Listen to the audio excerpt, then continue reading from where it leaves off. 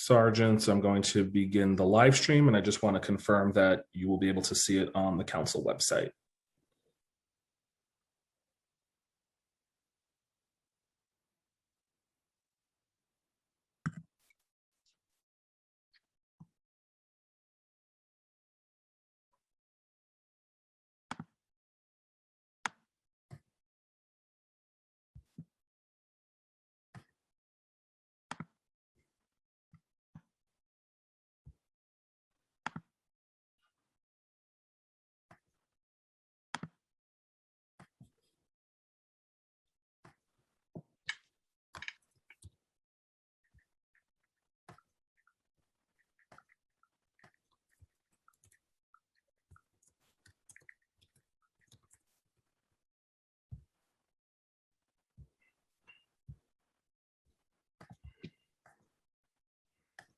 Good morning. At this time, will all sergeants please start their recordings?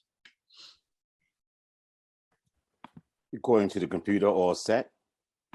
Recording to the cloud, ready to go. Sergeant Sadowski, please with your opening. Yes.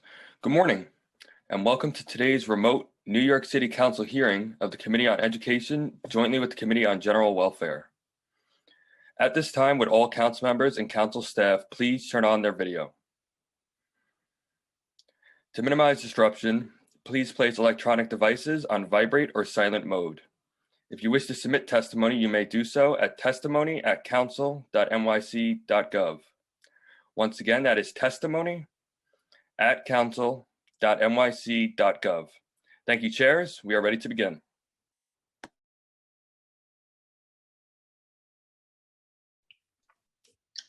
Okay. Good morning to everyone on today's Zoom for the Committee of Education and Committee on General Welfare, joint hearing on youth and shelter in the school system. My name is Mark Traeger, and I'm the chair of the Committee on Education. I am joined by my colleague, Chair General Welfare, Stephen Levin, whom we will hear from shortly. I want to thank the Department of Education and the Department of Homeless Services for being here today to provide testimony and answer councilmember questions on this topic. Students experiencing homelessness and living in temporary housing attend schools in every single district in the city. Citywide, there's over 100,000 students, a significant portion of our student population. Prior to the COVID-19 pandemic, homeless children and youth already faced many obstacles that hinder them from achieving their full potential. COVID-19 has exacerbated those obstacles and added new ones.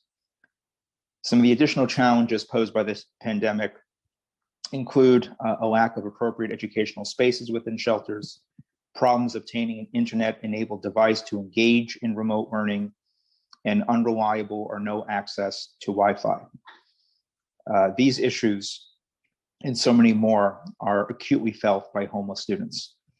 Homeless students have the same educational rights as anyone else, and we as a city must ensure that we are meeting their social, emotional, academic needs.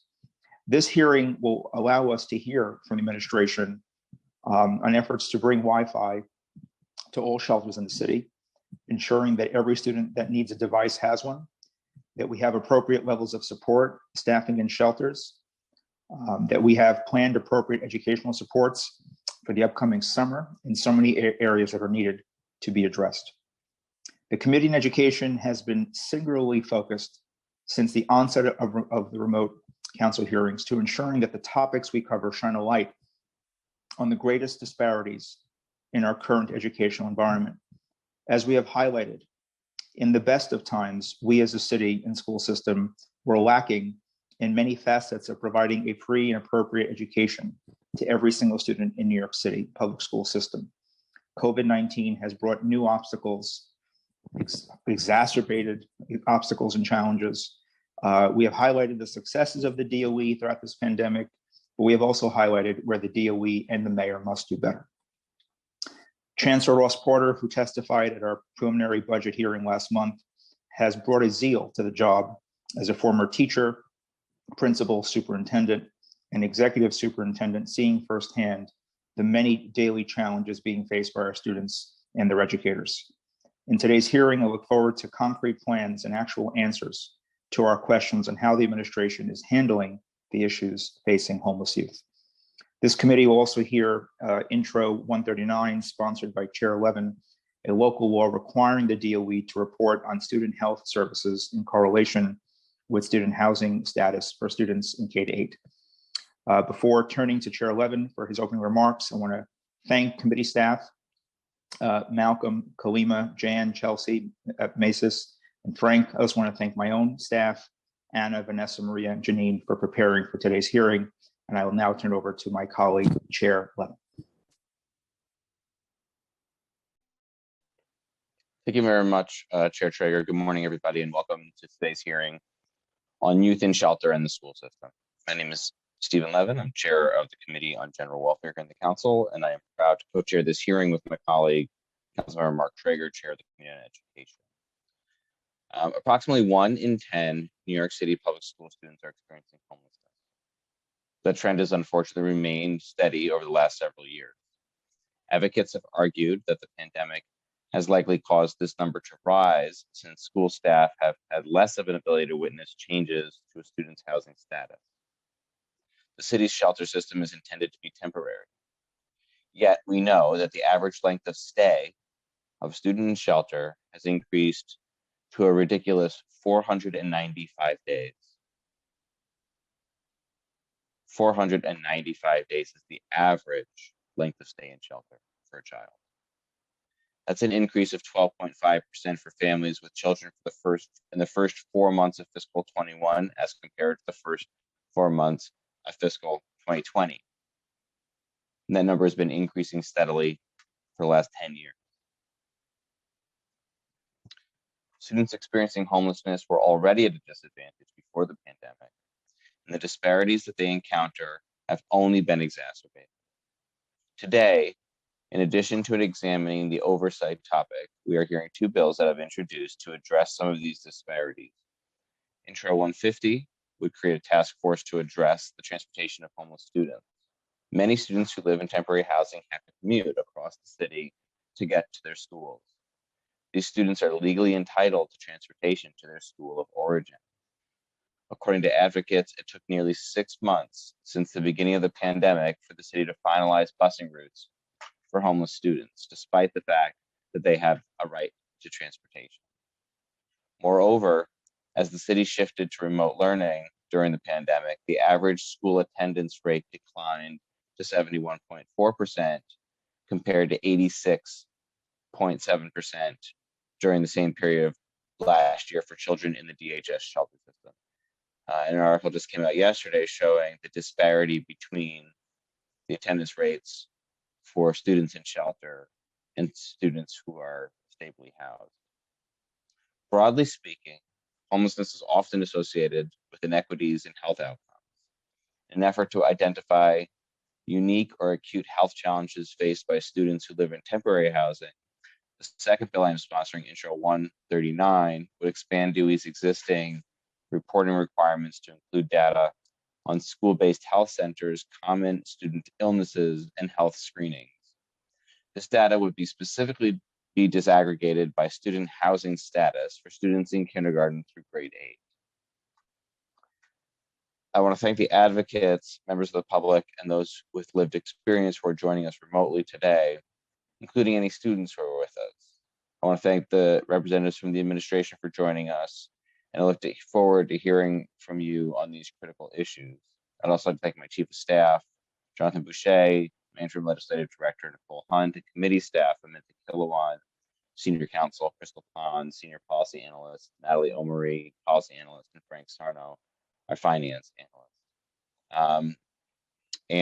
I want to acknowledge my colleagues who have joined us today. I see Council Members Lander, Drum, Lewis, Ambry Samuel, and I don't know if I'm seeing anyone else. Oh, Councilmember Rose, Councilmember Gennaro, Councilmember Riley. I want to thank Councilmember Borelli is here as well. And if I'm missing anybody, please, Councilmember Adams, Councilmember Rosenthal.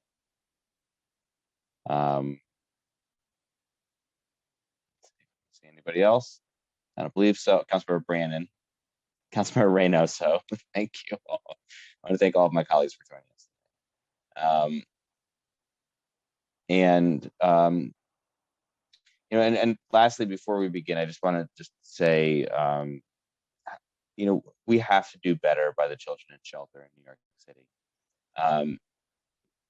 There's no excuse at all for there to be disparities in educational outcomes, in educational services, in attendance rates, in inequities with access to technology. We're the wealthiest city in America. We have the best school system in America, and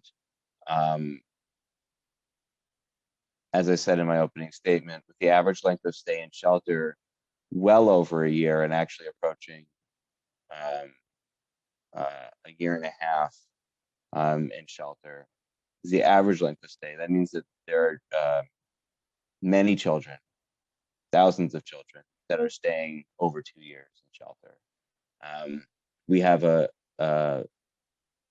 responsibility to them to do everything that we can.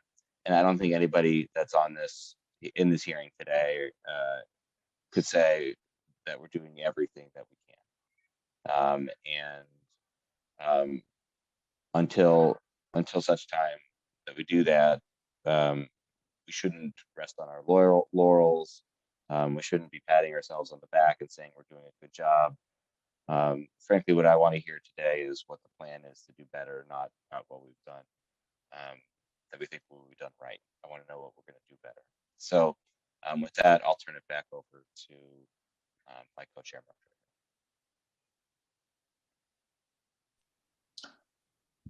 Thank you very much, Chair Levin, for those words and for your leadership. I think you had mentioned a number of the folks, members that are already on the council, so I will not repeat that. And with that, we'll swear in the administration to testify. Thank you, Chair Traeger, and thank you, Chair Levin. I am Kalima Johnson, Senior Legislative Policy Analyst to the Committee on Education of the New York City Council. Before we begin testimony, I want to remind everyone that you will be on mute until you are called on to testify. After you are called on, you will be unmuted. I will be calling on witnesses to testify in panels, so please listen for your name to be called. I will be announcing in advance who the next panel will be. I would like to remind everyone that, unlike our typical council hearings, while you will be placed on a panel, I will be calling individuals to testify one at a time. Council members who have questions for a particular panelist should use the raise hand function in Zoom. You will be called on in the order with which you raised your hand after the full panel has completed testimony. We will be limiting council member questions to 5 minutes. This includes both question and answers. Please note that for the purposes of this virtual hearing, we will not be allowing a second round of questioning. For panelists, once your name is called, a member of our staff will unmute you, and the Surgeon at Arms will give you the go-ahead to begin after setting the timer. Please listen for that cue. All public testimony will be limited to 2 minutes. At the end of 2 minutes, please wrap up your comments so we can move forward to the next panelist. Please listen carefully and wait for the surgeon to announce that you may begin before delivering your testimony, as there is a slight delay. Written testimony can be submitted to testimony@council.nyc.gov. I will now call on the following members of the administration to testify. Chris Caruso, the Senior Executive Director at the Department of Education's Office of Community Schools. Sarah Jonas, the Executive Director at the Department of Education's Office of Community Schools. Michael Hickey, Executive Director of Students in Temporary Housing. Lauren Siciliano, the Chief Administrative Officer. Jody Salmons Chen, the Senior Director of the Office of Pupil Transportation. Joanne Bennett, the Senior Executive Director of the Office of the First Deputy Chancellor, and Aaron Drinkwater, Deputy Commissioner of Intergovernmental and Legislative Affairs. I will first read the oath, and after I will call on each panelist here from the administration individually to respond. Do you affirm to tell the truth, the whole truth, and nothing but the truth before this committee and to respond honestly to council member questions? Chris Caruso? I do. Sarah Jonas? I do. Michael Hickey? I do. Lauren Siciliano? I do. Jody Salmons Chen? I do. Joanne Benoit? Joanne Benoit, I do. My apologies. Aaron Drinkwater? I do. Thank you. Chris Caruso, you may begin when ready.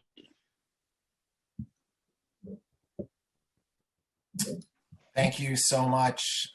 Good morning, everyone. It's a pleasure to be here today. Good morning, Chair Traeger, and a happy belated birthday to you. Chair Levin and members of the Education and General Welfare Committee who are present today. My name is Christopher Caruso, and I'm the Senior Executive Director of the Office of Community Schools at the Department of Education. I'm joined today by Sarah Jonas, who will soon be the Acting Executive Director of the Office of Community Schools. As some of you know, I will be transitioning from my current role in approximately a week from today. So I appreciate you guys squeezing us in as a little last minute run through with you guys. Sarah has been my partner in this work since the Office of Community Schools was created 6 years ago. And I have no doubt that she will carry on the important work with fidelity and supporting our most vulnerable students, which is something that she's been committed to throughout her whole career. Also joining me today is Michael Hickey, the Executive Director of the Students in Temporary Housing team at the Department of Education, Lauren Siciliano, DOE's Chief Administrative Officer, Dr. Joanne Benoit, Senior Executive Director of the Division of the First Deputy Chancellor, Jody Salmons Chen from the Office of Pupil Transportation, and Aaron Drinkwater, our colleague at the Department of Social Services who serves as Deputy Commissioner of Legislative Affairs. We are pleased to be here today to discuss the city's work to support students in temporary housing and the proposed legislation. Before I begin, I would like to thank Chairs Traeger and Levin for your continued leadership throughout the pandemic and all that you have done on behalf of our students and families. I would also like to thank the many advocates, nonprofits, and city agency partners that continue to support our students in shelter. Supporting students living in temporary housing, and particularly our students in shelter, has been a top priority for this administration. We recognize that students in temporary housing face distinct challenges and needs that have been further impacted over the past year. The pandemic has had the greatest impact on students with the greatest needs, and our students living in temporary housing have faced immense trauma during this time. We've worked hard to provide targeted supports aimed at addressing their needs and keeping them connected with their school communities. We do this work in close cooperation, leadership, and guidance from the Department of Social Services, and especially the Department of Homeless Services. The DOE's STH team has a close working relationship with their DHS colleagues. In addition to frequent email, phone exchanges, executive leadership from DOE and DHS meet every 2 weeks with senior members from our teams to discuss policy, operations, training, and a wide range of related issues.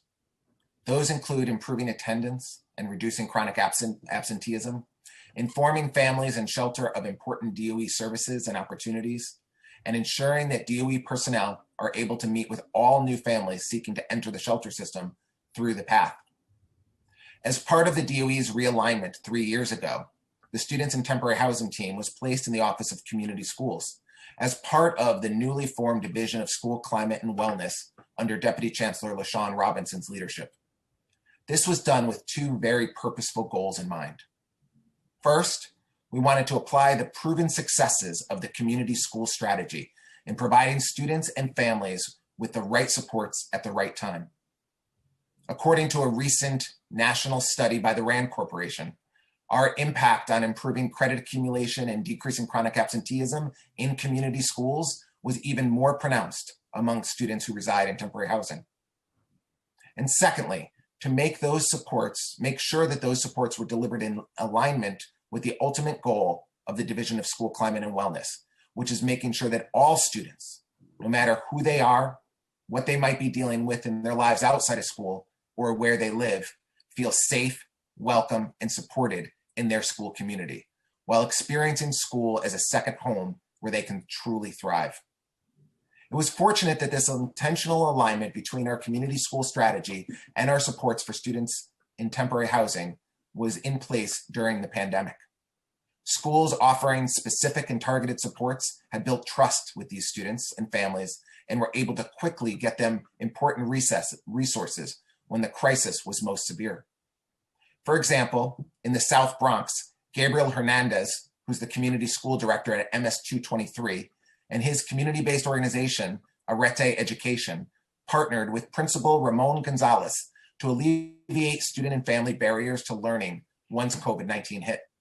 They focused on the whole family and ensuring that all families at the school had STEM and art kits at their home so that they could engage in hands-on learning.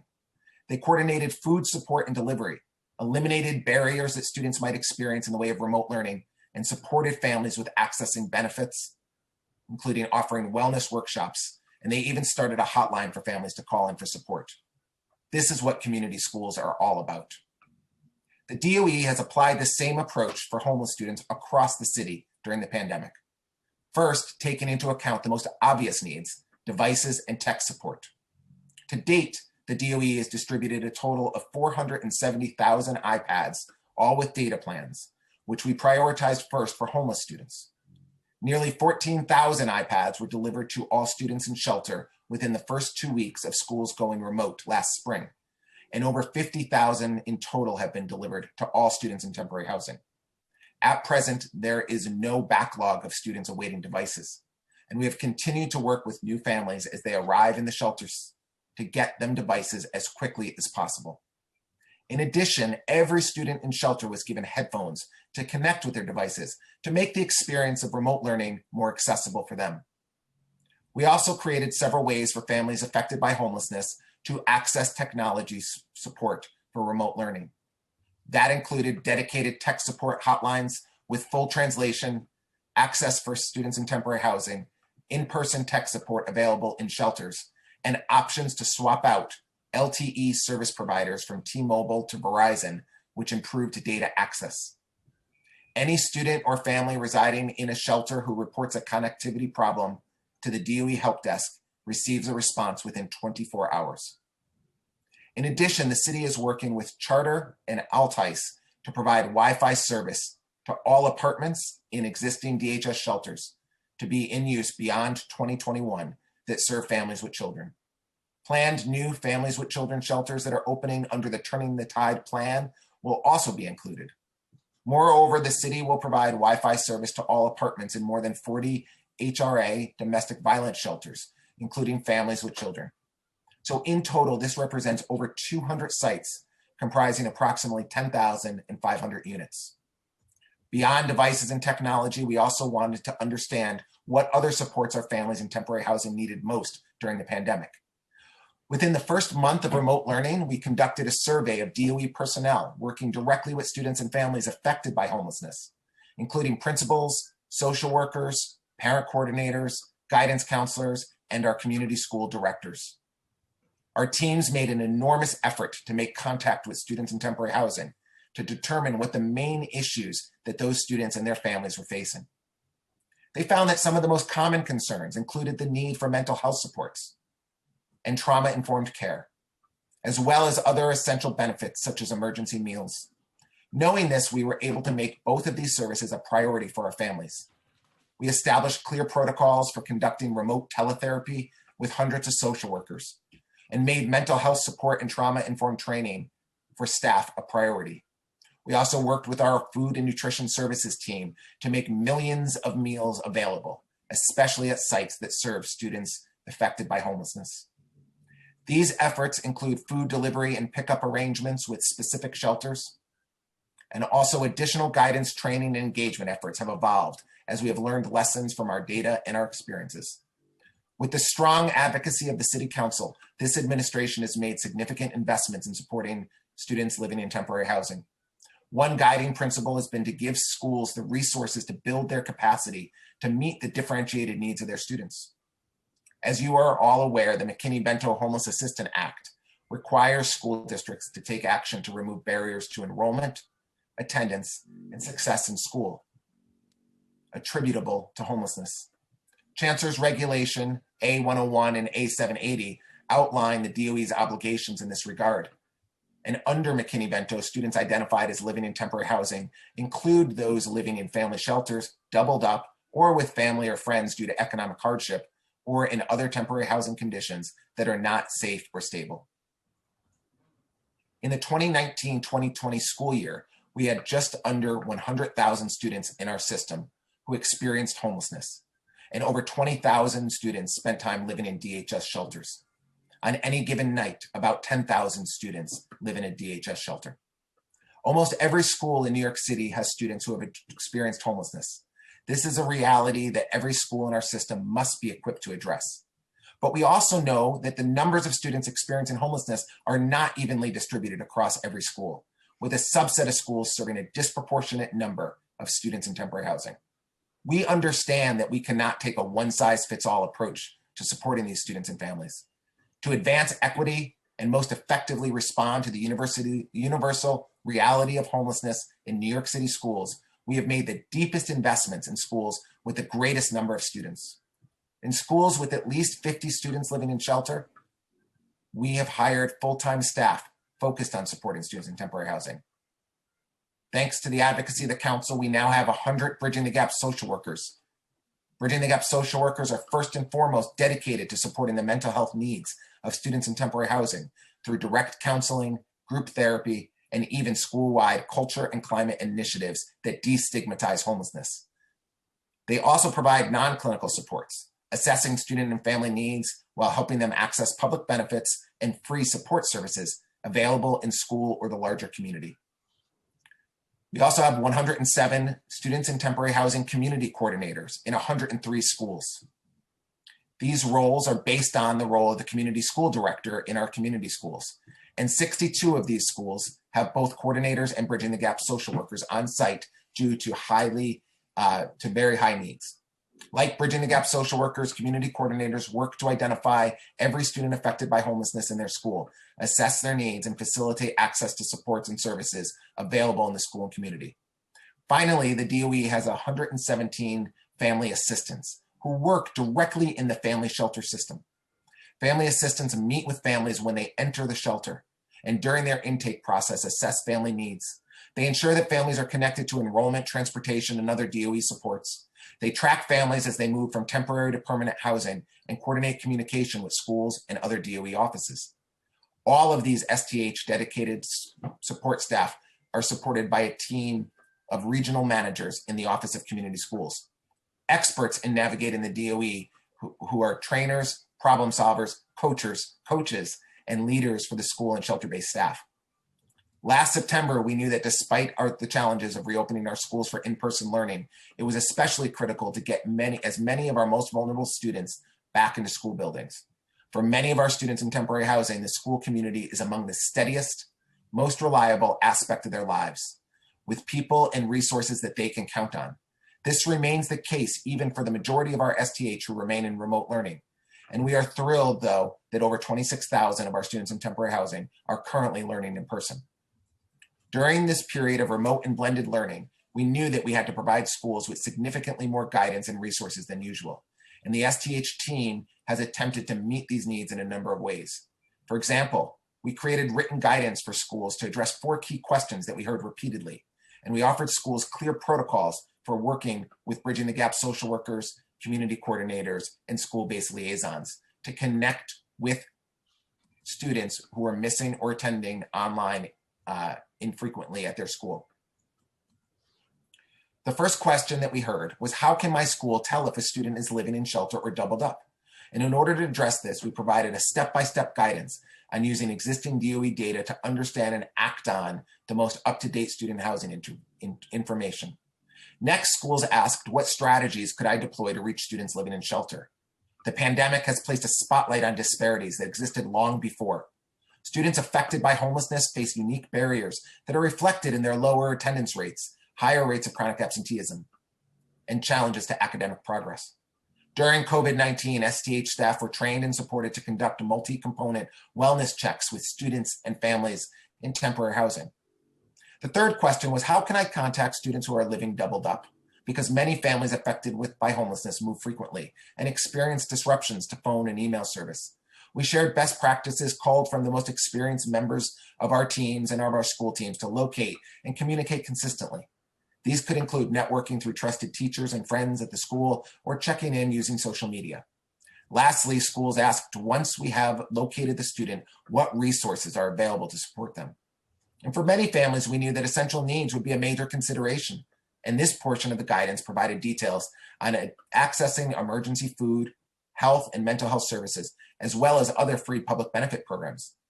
And every student in shelter was automatically enrolled in the Learning Bridges program.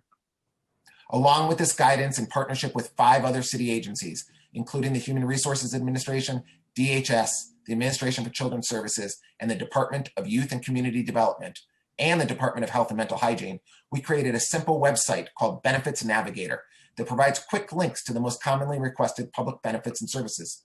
This site is widely popular, not just with families, but with the staff who support these families, for quickly locating community-specific referrals and services. In order to ensure the guidance and services were put into action on the ground, we worked with schools to engage their dedicated school-based STH liaison and staff focused on supporting students in temporary housing. We significantly expanded and improved our annual McKinney-Vento training on STH, creating a fully online self-paced curriculum in collaboration with our partners at Advocates for Children. We also dramatically expanded the annual STH Achieve Conference, an event for DOE employees focused on sharing knowledge about promising practices, partnerships, and resources. And we hosted some 1,000 DOE employees in 90 workshops sessions over 3 days. Furthermore, our borough and citywide offices have been providing training and resources on best practices for teachers. And we will be building upon this work through the spring and into next year. In addition, one of the major long-term areas we have been focused on in supporting STH has been transportation. And we have worked with many stakeholders, including families and advocates, gathering extensive feedback on necessary improvements in transportation for students experiencing homelessness.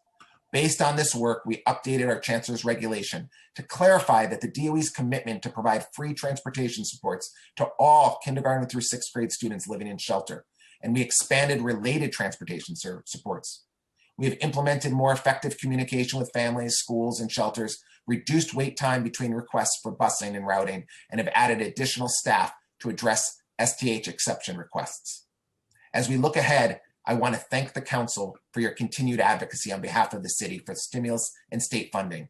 Now, with the full stimulus funding, in addition to the full funding of foundation aid, we can deepen our investments to begin to tackle the lasting impacts of the pandemic, building on our commitment to address the needs of all of our students, including our students in temporary housing, who have gone through such incredible challenges over the past years.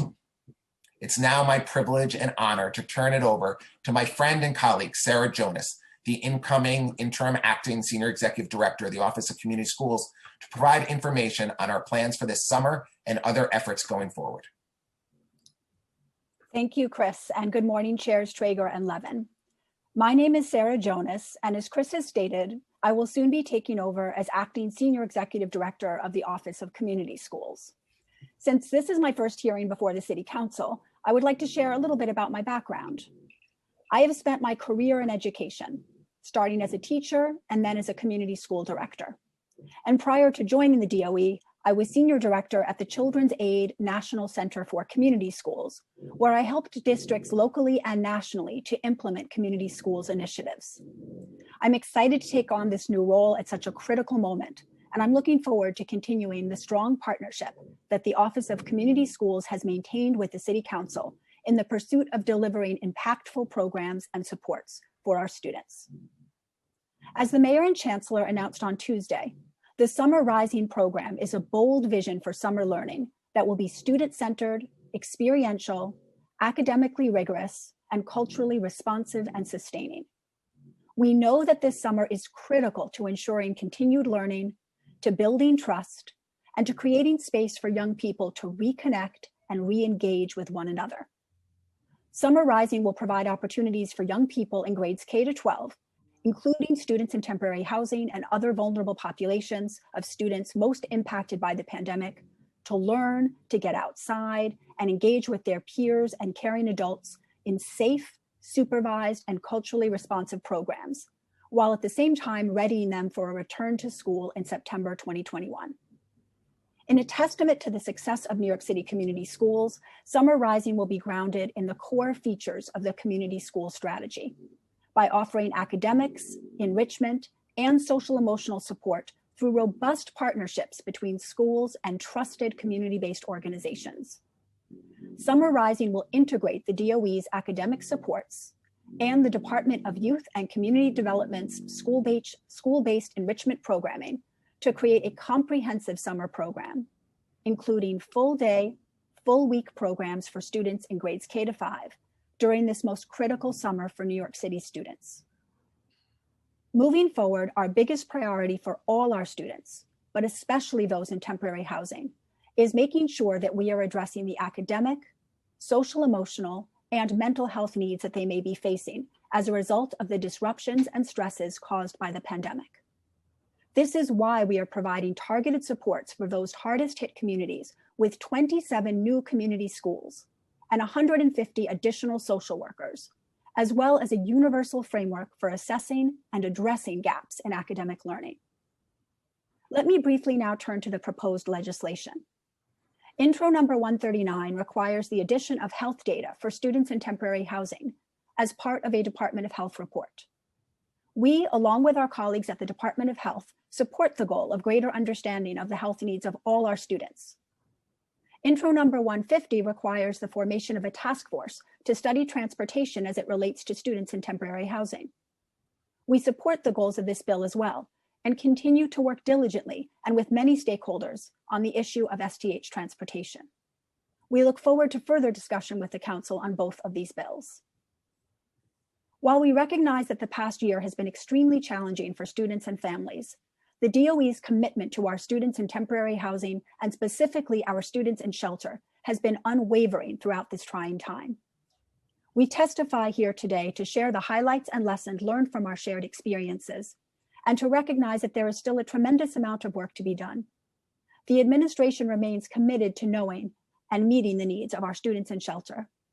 We will continue to build on the investments that we have made with the partnership of the Council in order to better serve our students in shelter across the city. I am appreciative of the opportunity to serve in this role and look forward to working with you to expand the community school strategy, to serve all our students well, and to help every one of our students to reach their full potential. Thank you, and now we are happy to address any questions you may have. Thank you. Thank you very much for your testimony. I just want to note we've also been joined by Council Members Cornegy, Council Member Gibson, Council Member Rodriguez, Council Member Credentia, Council Member Levine. And if anyone else, just folks can message me, I'll announce them as well. I want to first just acknowledge and thank Mr. Chris Caruso for his incredible service to the City of New York and for believing in community schools before many others did. And I am a big believer in community schools. They work.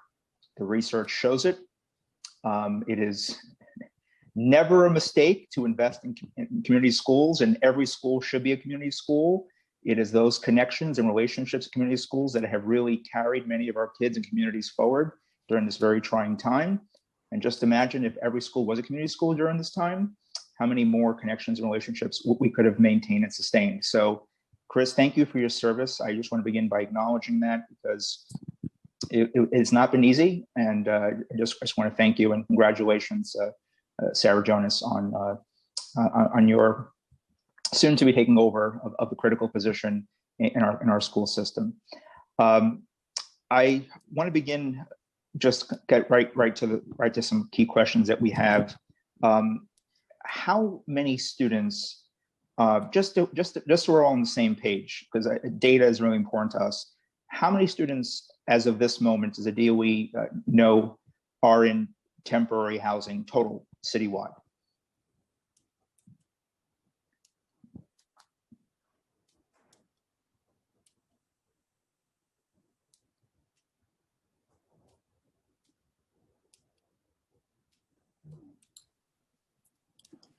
Thank you, Chair Traeger. It's been an honor to work beside you, and I've appreciated your consistent advocacy on behalf of community schools. So the last report that we published, there were 97,943 students who were identified as living in temporary housing. And that was as of when? That was at the conclusion of the 2019-2020 school year. So that number, particularly in the moment they were in, do you feel that that number has grown? You know, it's a number that's in flux over the course of the year. What that indicates is that last year, those 97,943 students spent at least one night in shelter or spent one night in some sort of temporary housing. So if we took a snapshot right now, it's hard to say whether it would have been increased or decreased because we still have another couple months left of the school year. We try to compare year over year data because it's a full academic year snapshot. And of this number, do you have just an up-to-date figure to share with the council, the number of students who are doubled up and students who are in shelter? Yeah, of that number, 30,459 had spent time in a city shelter. And the subset of that in the DHS shelter system was 20,775. And the balance were living in doubled up situations. And thank you, Mr. Professor, for those figures. Very sobering numbers. Do we have data on how many students in shelter or overall students in temporary housing are still without internet connectivity? Do we have an updated number on that? I'm really pleased that my colleague Lauren Siciliano, who's been such a steadfast leader and making sure that our students have connectivity, is joining us today. And so Lauren, I'll ask you to address that question. Absolutely. Thank you, Chris, and good morning, Chair Traeger and the council. We have been prioritizing our students in temporary housing for our device distribution from the start. In fact, our students in shelter were the first students to receive the LTE-enabled iPads that we purchased. I'm very pleased to say that as of now, there is not a backlog of students who are in need of devices. As you know, the device need is constantly fluid. Students who have access to device and connectivity yesterday may not have access today. So we are, of course, continuing to monitor this and to fulfill requests as they come in. And particularly for our students in shelter, as Chris outlined, we have additional supports available through Medicaid Help Desk and through on-site techs as well. But I'm very pleased to report that, and of course, we will continue to meet additional needs as they come in. And I appreciate that answer. Although I asked how many of them still cannot connect to the internet, because even if they receive the device, we've heard numerous reports that in shelters, they can't catch a Wi-Fi signal, and that's been a challenge for them. Do we have any data on that? Absolutely. So for students in shelter, the iPads, as you know, are LTE enabled, which means that you can connect to the internet even if you don't have Wi-Fi access using cellular service. We did, as you know, have issues with students who had T-Mobile supported devices who could not connect to the cellular T-Mobile network. And we swapped out those devices for Verizon whenever that was an issue. So we have addressed those requests that we received. There's not a backlog right now. And again, as new requests come in, we continue to address those as well. So to be clear, because if this is the case, then this is certainly a positive step forward. There are no students in temporary housing shelter, or that you know of, that is currently in need of internet service or a device. Is that what you're saying? That's correct. There's no backlog.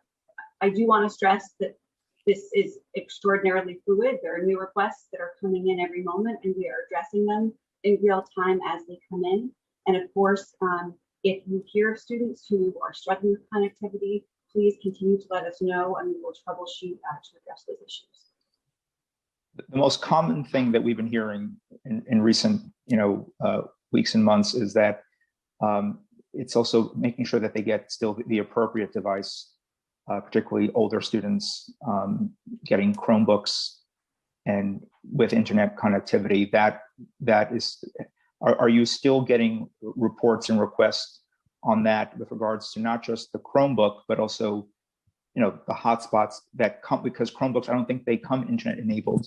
You have to get a separate device to connect them to the internet. Are you aware of those requests? So a few things that I'll say about that. One is that we do have hotspots available for students who have a device but are not able to connect to the internet, and schools can request those the same way that they've been requesting the iPads. So for any student who's in need of those, they can make those requests. In terms of instances in which the device might not be the appropriate one, we have ordered keyboard case orders. So since the summer, we've been purchasing keyboard cases for our iPads.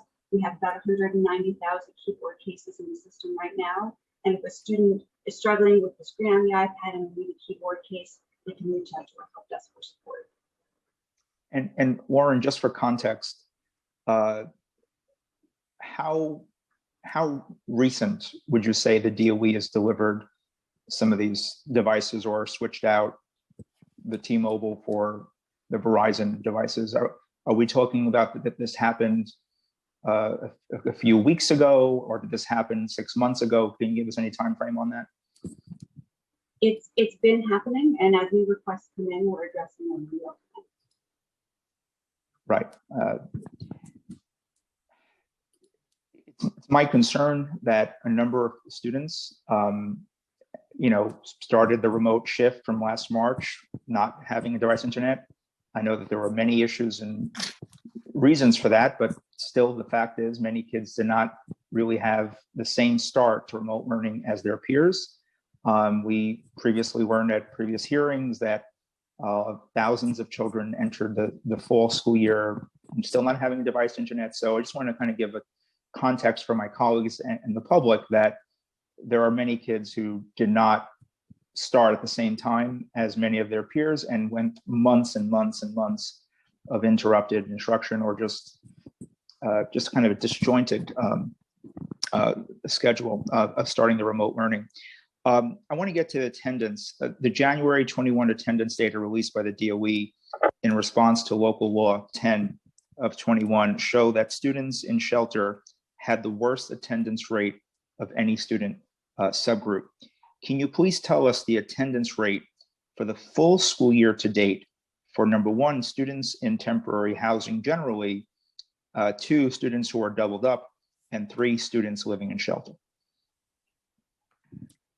Yes. And the data that I will be giving you is through February 26th. So it's through the last full month that we reported on. year-to-date attendance rates for all students is 88.5%. Year-to-date for students in temporary housing. So this includes doubled up and students in shelter, is 81.8%. And year-to-date attendance rates for students living in shelter is 73.7%. I don't have with me the year-to-date for only the doubled up portion of the students in temporary housing, but we could follow up with that data. Now, does that include high school as well, just to be clear? It does. Okay.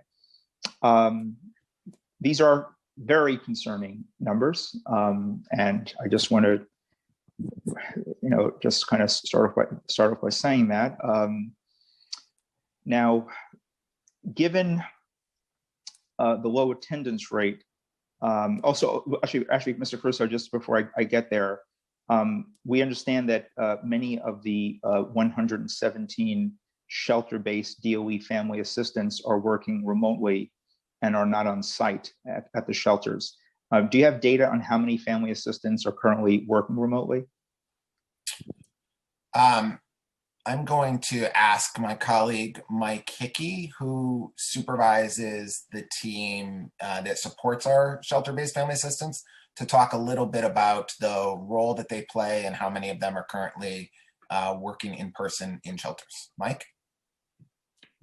Thanks, Chris. And Chair Trigger, I appreciate the question.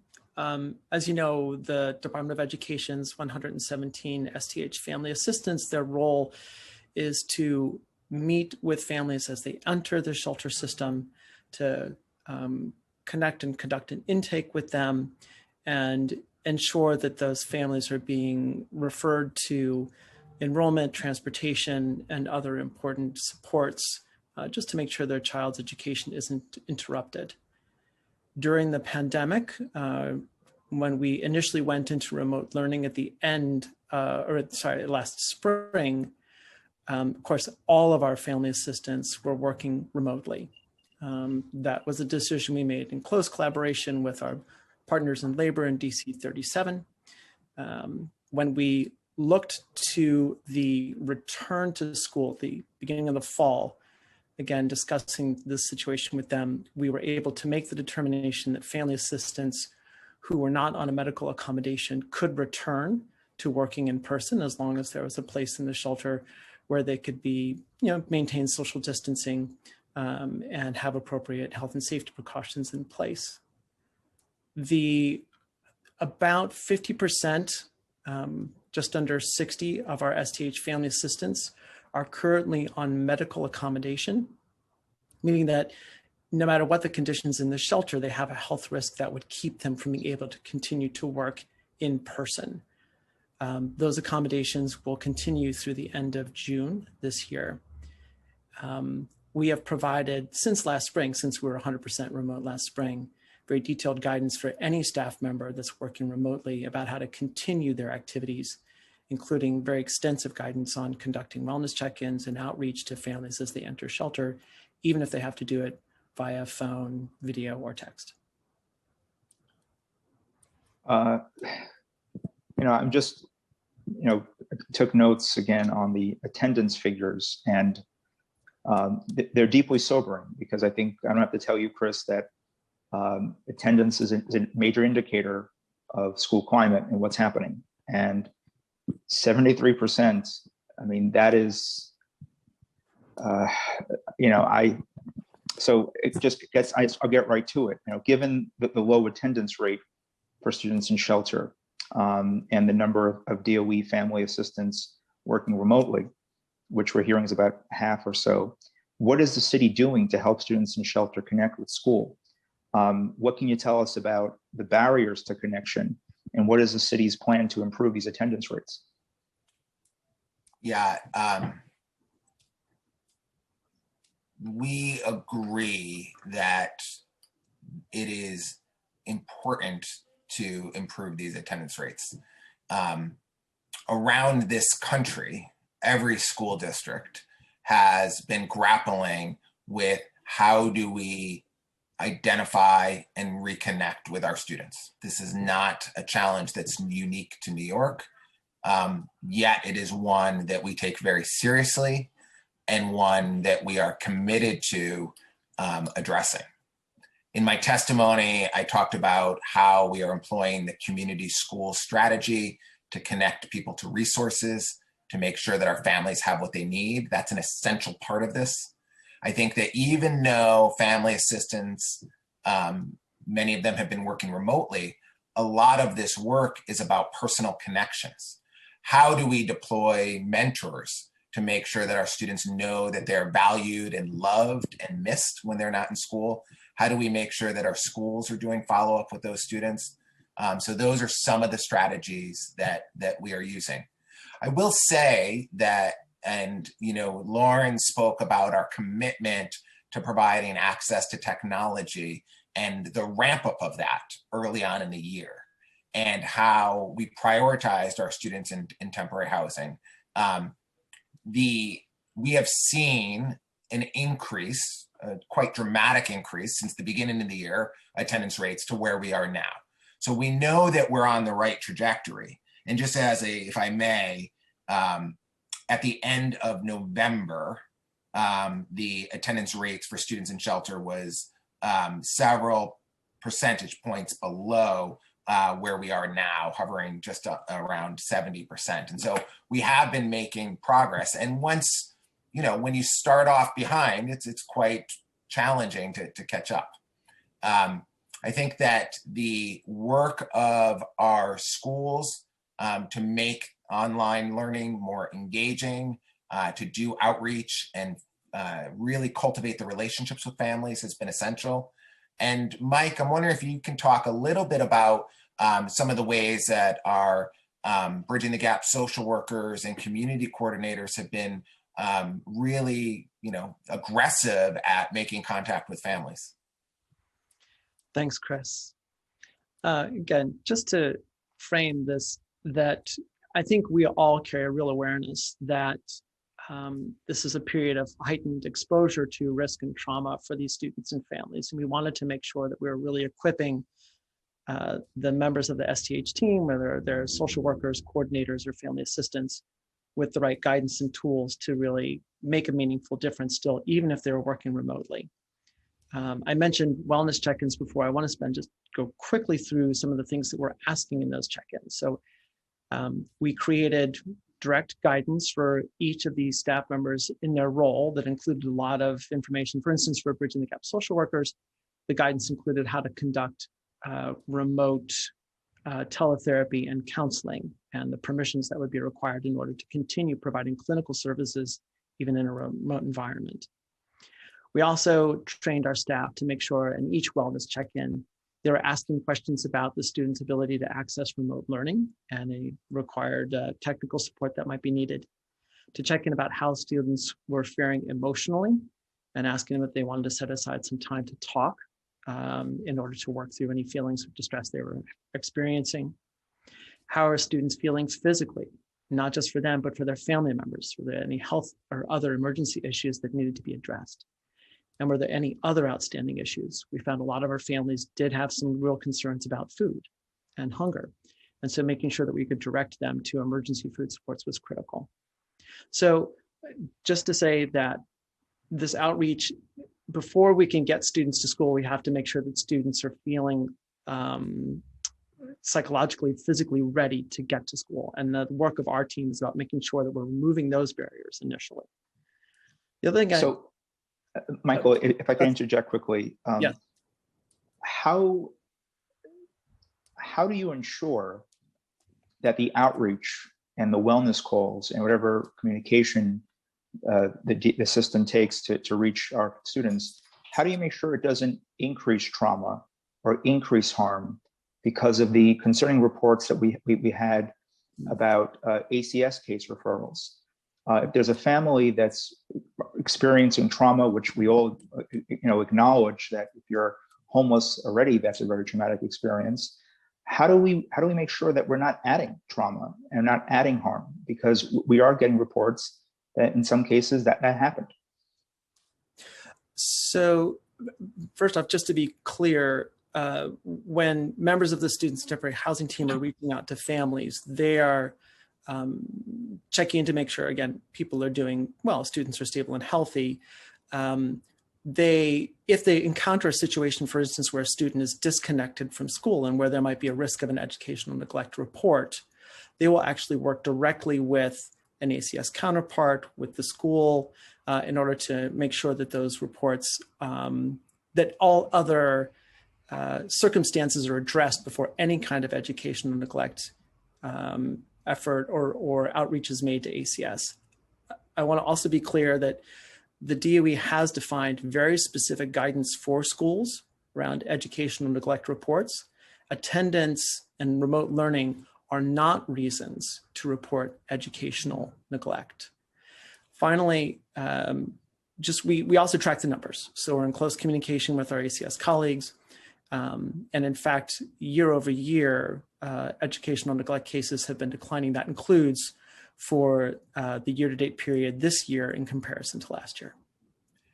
I would just add to that, Chair, that the work here and the outreach is being done by trusted community members, right? And I think the beauty of the Bridging the Gap program is that this is not a stranger from the district office or someone from Tweed that's calling a family to say, why aren't you in school, right? This is, Mr. Hickey or whoever it might be that I see in my classroom that like reaches out to me on a regular basis. And so it is built on those relationships that we think is why families will be receptive and open to this idea. This is work for the long term. Like we have to create school climates that are welcoming and warm and embracing all of our children and families, no matter what their housing situation is. And students and families need to feel that from people that they trust and love. And so the idea that a wellness check is being done by, some bureaucrat in a tie is not the case here. These are people on the ground that families know day in and day out. Right. And my question is, now that you mentioned that as of February, the attendance for kids in shelter is 73.7%. What's the response? What's the plan? And what can we say are the barriers to attendance at this point? If you're saying that internet and technology is no longer a barrier, what is the barrier now? Yeah, I mean, look, across the board, attendance is down, right? And unfortunately, New York and many other cities see that students who experience homelessness are more likely to miss school than their peers who are permanently housed. And that's why we've taken such a robust effort to invest in school-based services to make sure that schools that are disproportionately impacted by poverty and economic needs have the resources they need to make connections and support these students and families. Chris, are Metro cards mailed to students or do they have to come to the school to pick it up? Yeah, we've made, I think, a lot of progress on including updating Chancellor's regs on how we meet our obligation to provide transportation supports for students in temporary housing. And I'm glad that my colleague Jody Salmons from the Office of Pupil Personnel or Office of Pupil Transportation is on the call with us. And Jody, I'd love you to answer that question. Thank you, Chris, and thank you, council members. We are committed to reducing the burden on families, particularly those in temporary housing. So students only pick up Metro cards twice per year, one in the fall and one in the spring, and they do pick them up from their schools. We cannot mail them because they do have monetary value, but we do provide students in temporary housing with a Metro card to get to and from the school the first time to pick up their Metro card. Jody, parents and guardians. I'm sorry. I'm sorry. Please continue. I'm sorry. Oh, sorry. Their parents and guardians are also eligible to receive a Metro card to travel with their child to and from school. This is something that we've also made a process improvement this year in partnership with the Students in Temporary Housing team to make them available at the schools instead of at the borough citywide offices. And we've also made these monthly so that the parents do not have to travel that often to pick them up. And Jody, is it accurate to say that at the start of the school year, the DOE stated that if students or families opted for full remote, that they would not be given a MetroCard? Is that correct? So that's correct for the general population, but not for students in temporary housing. We were able to give students in temporary housing MetroCards and to continue to assign these MetroCards to the students on a long-term basis so that they could get to and from their enrichment opportunities, as well as to pick up free meals from the city. Yeah, and to be clear, as I stated in previous hearings, I disagreed with that policy even for the general student population, because many students opted for full remote, no fault of their own. They're now taking on additional roles, helping their parents pay rent, working. And so we should have provided everyone with the MetroCard at the start. I want to just finalize and return to my colleagues who've been very patient.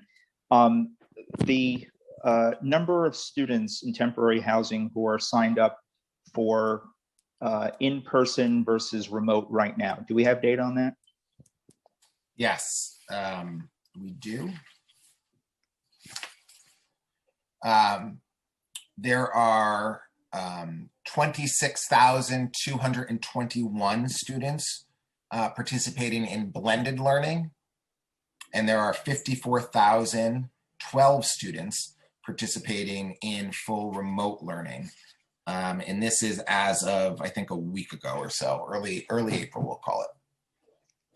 And why do you believe that the majority of students in temporary housing, even with the opportunities to re-enroll in blended learning, why do you think that the majority have still opted for full remote? I think that, we value parental choice in this decision. And I think parents are assessing what's best for their children at any given point in time, taking into consideration their own employment status, childcare needs, and a number of other things. And it's been important to this administration to make sure that parents have choice this year. And Chris, when you have students who are doubled up, and just to kind of spell that out further, there are multiple folks in a dwelling, and very likely not a very large dwelling. And as a teacher, I could tell you, it is a challenge to get students to pay attention, to keep their attention, even with a sizable class. And I can only imagine what students are going through as far as trying to have a kind of a quiet, space to learn and to pay attention. And it is very concerning about the amount of instructional loss that our kids are experiencing, in addition to social emotional disconnections at this time. And the final question, I'll turn to Chair Levin, is what is the city doing? I joined the mayor, and I thank you, Chris, for your help in spearheading the Summer Rising program. What are we doing to make sure that there is absolutely no barrier, zero barrier for registration, to make it as seamless as possible for all of our kids, particularly students in temporary housing, to register to sign up for the summer programming, because these kids absolutely need it? Yeah, we are incredibly excited about the vision for Summer Rising. This is an opportunity to get children off of screens, to get them back in person, to connect with their peers, to learn and address their unfinished learning, to play and have opportunities for recreation. Throughout this year, we have shown a commitment to making sure that we reduce any structural barriers to students participating in the efforts that we're making to support all our students. And I think a good example of this is the Learning Bridges program. You mentioned students who are doubled up, and what type of learning environment they have to participate in remote learning. Learning Bridges was an opportunity where kids can go to a nearby center staffed by our amazing community-based organizations and participate in remote learning from a supervised and welcoming environment. We automatically enrolled every student in shelter in that system. There was no need for parents to find out what the right link was, who do I have to call, what kind of documentation do I need to show. It was a given. They were enrolled in the system, and then we did the follow-up to make sure they knew they were enrolled and how they could get there. With Summer Rising, we will be having an extensive outreach campaign. We have staff on the ground in our community-based organizations, in our neighborhoods, to connect with students and families. We will make sure that our colleagues at DHS and our staff that work in shelters have all the information they need so that children know what their opportunities are. And one thing I think is really important, and I want to highlight here, as you know, Chair Traeger, many of our children in temporary housing travel quite a distance to participate in school because they are entitled to stay in their school of origin, which is an incredible right that they have. For Summer Rising, if it's more convenient for that family to attend Summer Rising in the local elementary school across the street from their shelter, they're welcome to do that. There's no barrier in terms of getting back to that school of origin. If they choose to want to stay with their friends and make that trip, that's fine too. But we think that that's going to be a critical pathway to help ensure that our students in temporary housing have access to these programs. Thank you for that answer, and I'll turn it over to Chair Levin. Thank you for your patience, Chair. Thank you so much, Chair Traeger. I want to thank the administration for your answers so far.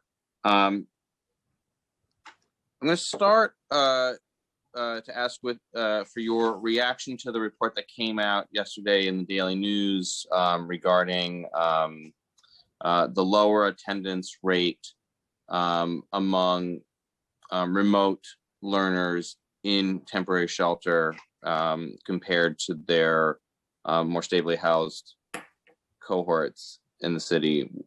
What is the explanation for that at this point? My reaction is disappointment and not surprise. This is what we see nationally. This is what our trends have been in New York. As I said to Chair Traeger, we are committed to creating warm and welcoming environments. I think that at the beginning of the school year, it was a big transition, not only for our families, but for our teachers. We've improved our systems over the course of the school year, and we see attendance rates rising in recent months. Okay, but what's the explanation though for with remote learning in particular? What would be the explanation that you would identify now, or some contributing factors now, for specifically what went into these lower rates? And I think that they were for January of this year. So, I'll just read here. 10th graders who were in shelters saw the lowest attendance rates, logging in 64% of the time in January, a rate 18% lower than their classmates in stable housing, according to an analysis of DOE attendance data from Advocates for Children. And just so I want to note that because there were no high school classes in person in the month of January, that can be assumed to be all remote logins. So we're seeing a kind of pretty significant disparity there. What are we trying to? How are we? What I want to get some specifics here. What have we focused in on as potentially the cause of that disparity? We're talking about purely remote learning, so it's not. It doesn't have this particular issue does not have to do with transportation, obviously. So what's causing that? What do we think are some of those causes? Yeah, I think that our superintendents and principals have been working very hard to make sure that our online and remote learning opportunities are as robust and as engaging as possible. We're joined today by Dr. Joanne Benoit, who works in the division of the First Deputy Chancellor and does a lot of work and training superintendents and supports for that. And Joanne, I'm wondering if you could talk a little bit about the ways that we've been working to improve our remote learning capabilities. Yes, good morning again, everyone. Good morning, Council. It has, as Chris has said, Mike has said, it has been, a challenge, not just nationally, but citywide for us, right? To ensure that all of these students are engaged and that their families also, have the resources and opportunities to help them engage in the remote learning setting. Both students in shelter and high school students face unique barriers to learning this year due to the pandemic, as we know, which has deepened existing disparities. Students in shelters experience significant disruption and trauma in their daily lives, which make it difficult for many families and students to engage on a daily basis. Many high school students took on additional work and responsibilities during the pandemic, either looking after younger siblings or working to support the family, as Chairman Traeger mentioned himself. When students are at risk of being chronically absent, we respond as a whole school community to identify individual student needs and work to address those barriers in their particular situation.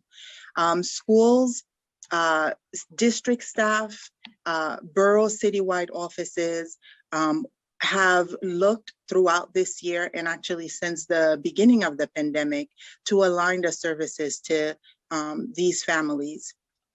The data managers at the borough and citywide offices have continuously disaggregated the data to ensure that they've identified these students and have worked with attendance teachers, as well as classroom teachers, counselors, as well as the STH family assistants to keep in touch and in contact with families so that we know what the issues are. We have partnered with community-based organizations such as Morningside Center, the Children's Aid Society, just to provide teachers with additional supports and resources, toolkits to specifically meet the needs of students in temporary housing. Borough and citywide offices are providing professional learning opportunities to administrators at the school, as well as family leadership coordinators, family support coordinators on the district side. To Dr. Beaumont, better if I may interrupt just for a second. What I'm trying to get at is what are some of the specific causes that we're looking at of why a student in temporary housing is having a harder time attending than a student that's stably housed on, because what you mentioned about taking on additional responsibilities for high school students, I mean that's across the board. So that I would imagine that students in stable housing are also taking on additional responsibilities in their families' daily activities. So I'm just trying to drill down a little bit on why we're seeing for remote learning in the month of January, where everybody's remote for high school students. Why are we seeing such a disparity? Because I mean, I think that as we look at larger trends, if we had this hearing 18 months ago, we could say, listen, okay, we have real challenges with transportation.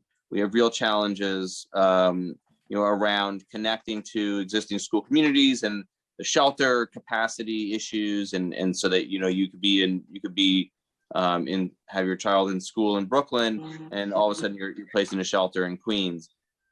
Those issues are not at play here. So what I really want to know, what issues are we identifying as we're kind of diagnosing this issue?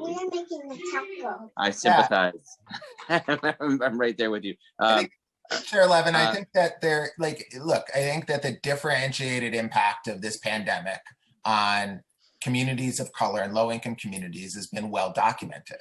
And I think I don't think it's surprising that our students in temporary housing, for some of the reasons that Chair Traeger mentioned around access to a welcoming environment to participate, to kind of accessing the content.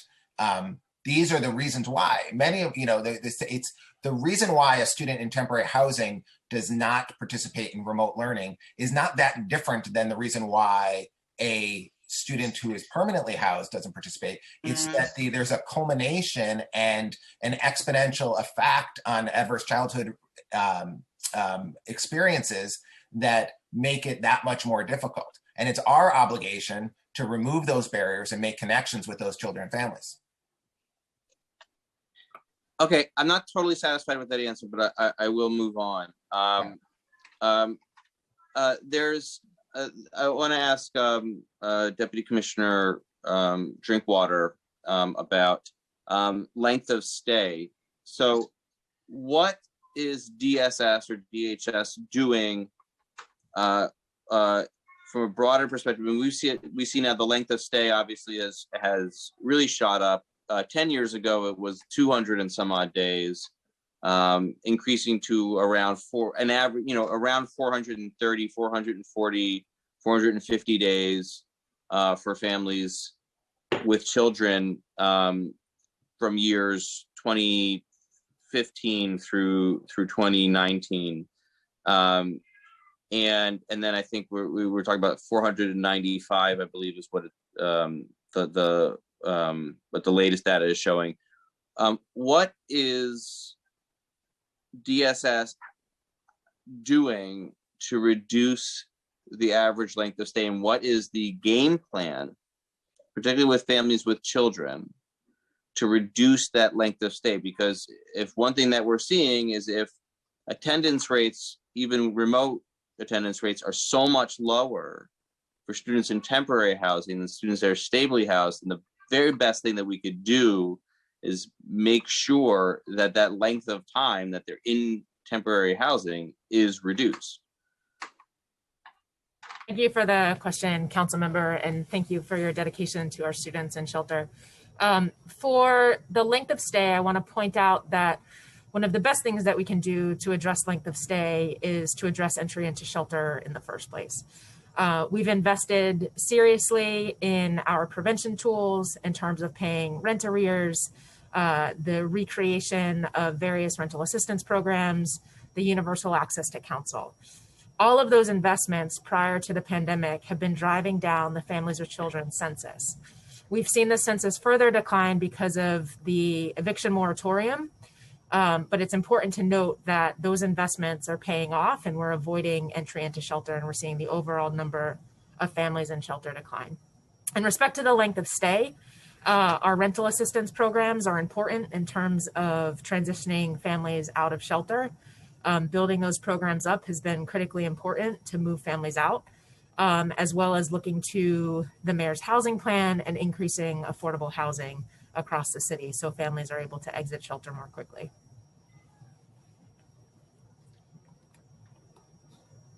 Okay, I think that this is something that even though we're in the kind of waning days of this administration, I hope to see more on. I would appreciate the administration's support on Intro 146 that I'm sponsoring, which would increase the CityFEP's voucher amounts to make them a more viable option for families leaving shelter, so that they're not stuck with a voucher that's paying 80% of fair market rent in a city that is a fair market rent city. Anyone from the administration, if you're talking to your colleagues at OMB or at City Hall, one thing that you can recommend to them to help address this issue in moving children out of shelter and back into permanent housing is to support raising the CityFEP's voucher rates to fair market rent, which is what Intro 146 does. For the record, the administration is very opposed to this, and OMB is very opposed to this, and we've been fighting for a long time for that. So I once again call on the administration to support this legislation. Chris, you'd mentioned earlier about, I think you said that they're providing iPads to, I'm looking at your testimony here, to 50,000 students. Is that right? Yes, that's right. But but also in your testimony, you've acknowledged that, right, so nearly 14,000 iPads were delivered to all students in temporary housing within the first 2 weeks, and over 50,000 total have been delivered to all students in temporary housing. But then also in your testimony, you acknowledged that under McKinney-Vento definition, there's closer to 100,000 students in temporary housing that meet that definition under McKinney-Vento. What are we doing for those students that are not in that 50,000 cohort that have received those iPads, but are in that are also under the definition of temporary housing under McKinney-Vento? Yeah, and I could start and then ask Lauren to jump in. Any student that was identified as being in temporary housing was prioritized. And furthermore, any student in the system was eligible. And so we wanted to, take an equity stance here and start with our students who were among some of our most vulnerable and prioritize them at the top. But since then, we've opened it up to any student. And as Lauren mentioned earlier, we currently don't have a backlog. And so between kind of the outreach that we've done, and not only centrally, but like schools and teachers, if a child is not logging on or not having, is having connectivity issues, they can also help the parent make the request for the device.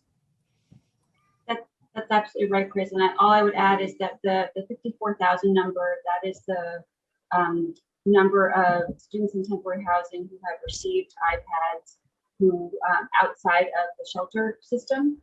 Another 24,000 on top of that 54,000 have received iPads. And at the time, they were in the shelter system. With the effort on upgrading all shelters to be Wi-Fi, to have workable Wi-Fi. My understanding is that the objective date to do that, or the date to try to do that, was initially set for right before the coming fall semester. Then it was moved up to the end of the spring semester. Now it's moved back to the beginning of the fall semester. Can we get a little bit of an update on that process and where the progress stands on that, and what are the obstacles? What's gone into this changing of dates that we see, and how are we addressing that? Sure. Yeah, if I would turn that over to Deputy Commissioner Drinkwater to address. Sure, thanks, Chris.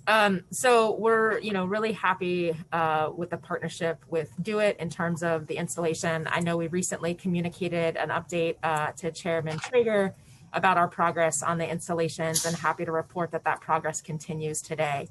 As of earlier this week, yesterday, installations have occurred at 133 facilities, which counts for over 6,100 units. We are currently complete with 29 of the 30 prioritized sites. The one outstanding site is delayed due to site-related construction activities. And then we are currently underway, Do It is underway with construction at additional 21 locations, which account for an additional approximate 1,200 units. We do expect this work to be complete by the end of summer, and we'll keep the committee updated on any progress that's made as this installation takes place.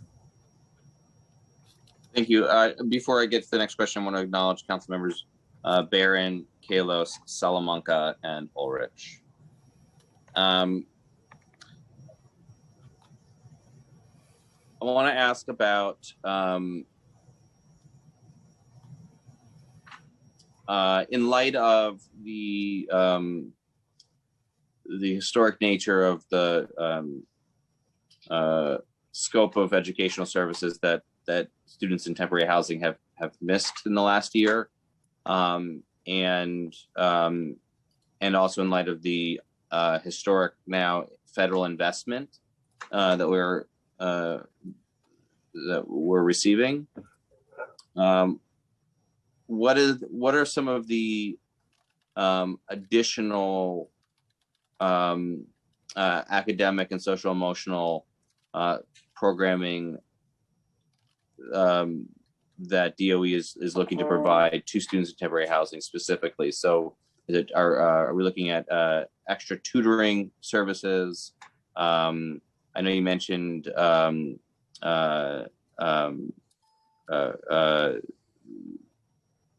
social workers. I give Chairman Traeger credit for fighting for that so vociferously for the last several years on the budget, because keep in mind that was not originally supported by the administration. But what are some of the supplemental academic services that we're looking to provide using new federal funds? Yeah, as the mayor has said, this is the best budget that we've seen for New York City in a while. I think the influx of federal stimulus dollars, in addition to the work in Albany to honor the commitment to increase school funding, is going to be tremendously beneficial for all students, but especially for students who are most resilient and vulnerable, including students in temporary housing. There's a bunch of work happening right now to understand the guidelines federally on how we can use the stimulus funding and to develop plans to do so. So know that this is a work in progress, and after the executive budget comes out in a couple weeks, we'll have more details. But I can point to two very specific things that we've already announced that are underway that will have a direct impact on our students' experience homelessness. First is we've announced an expansion of the community schools work. We will be rolling out community schools, new community schools in September in each of the neighborhoods most hardest hit by the pandemic. That is actively underway, and we are on track. And for those of you that have worked in city procurement, the fact that we're going to turn this around in 8 months is something to be said. But we are on track to be having community-based organizations, community school directors hired, and services in place by the first day of school this coming September. And so that's going to have a huge impact. And as has been our practice, we prioritize schools with high numbers of students in shelter and students who are doubled up when we are assessing the criteria to decide which schools can most benefit from that investment at this time. And what does the investment look like? What are we? The dollar amount? No. I mean, what are we talking about in terms of what's the investment going to get us? Oh, so why don't I turn it over to my colleague, Sarah Jonas, who can talk a little bit about the plan to launch these 27 community schools and what families can expect by going to a community school. Thanks, Chris. Yeah, so as Chris said, we're so excited to have this opportunity to really expand the community school footprint into these communities that are hardest hit by the pandemic. And as in any community school, what we're talking about here are deep partnerships between schools and community-based organizations, because we know that schools can't do this work alone of supporting the whole child. So through this community school strategy and in these neighborhoods, schools will be partnering with a community-based organization to provide academic support, social and emotional supports, enrichment programs, things like after-school programming, adult education, and other types of parent engagement activities, and really a whole wealth of supports for students in all of these spaces, including health, mental health, really looking at the particular needs of the students and families, and through the partnerships and the leveraging and tapping into community assets and resources, providing these supports for children and families in these communities. I remember when we had a hearing on students in temporary housing several years ago, and a principal testified about, as a member of CSA, testified about having like a washing machine and dryer in her school to be able to have students in temporary housing have access to washing their clothes. Are those the types of services that we're talking about in a community school?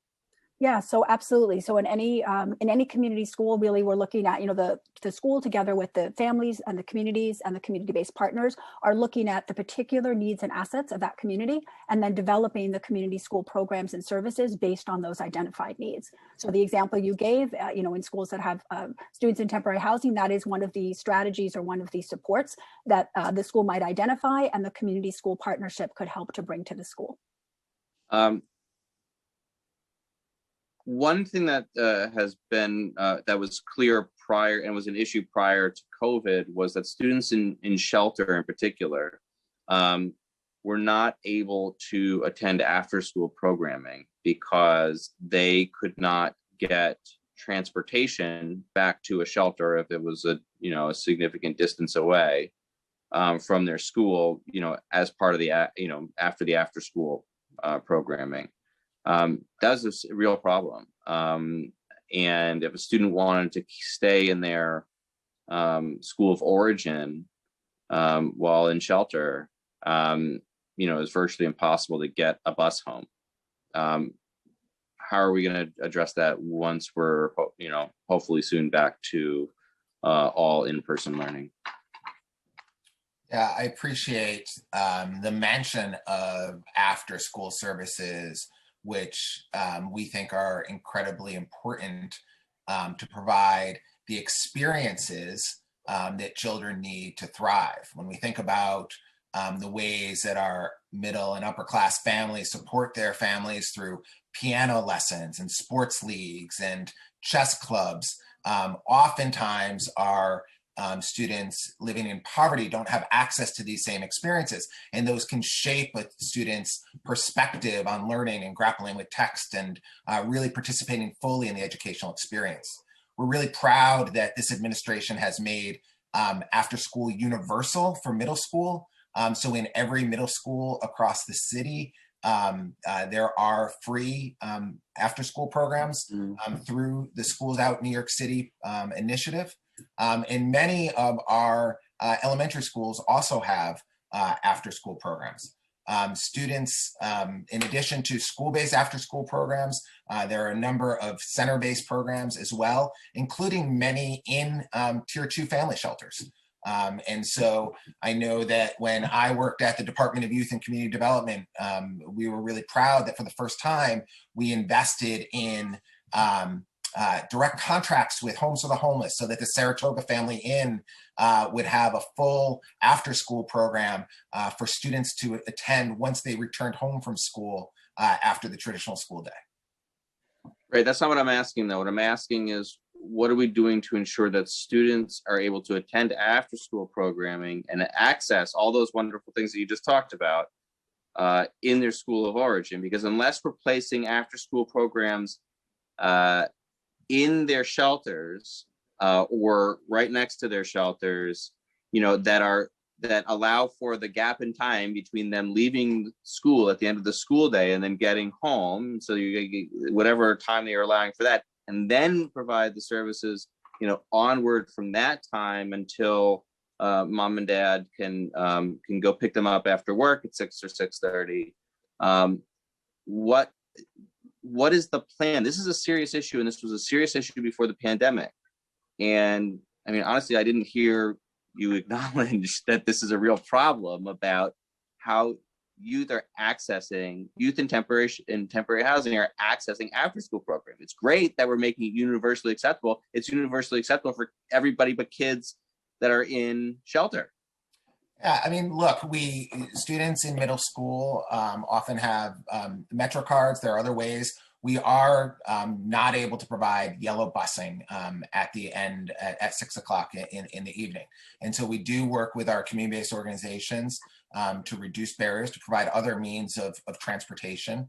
I know that we also support family Metro cards. And again, by expanding the number of programs, we're making more local to where families live. So that idea that if a student does have to take the bus home after the traditional school day, there likely could still be options in their neighborhood, either directly in their shelter or nearby.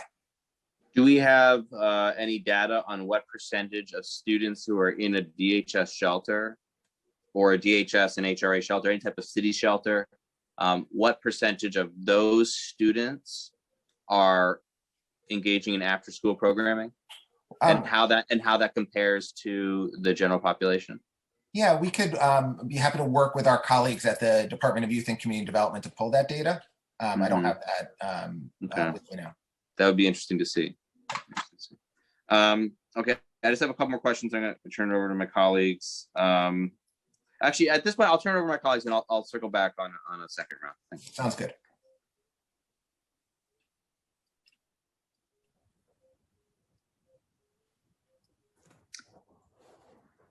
Thank you, Chair Traeger and Chair Levin. I will now call on council members in the order they have used the Zoom raise hand function. We will be limiting council member questions and answers to 5 minutes. The Sergeant at Arms will keep a timer and will let you know when your time is up. I see that Council Member Salamanca has his hand raised. Council Member Salamanca? No. Can you hear me? Yes, we can hear you. Yes. How are you? How are you, commissioners? Thank you for this very important hearing. I just have a few questions regarding transitional housing in communities of color.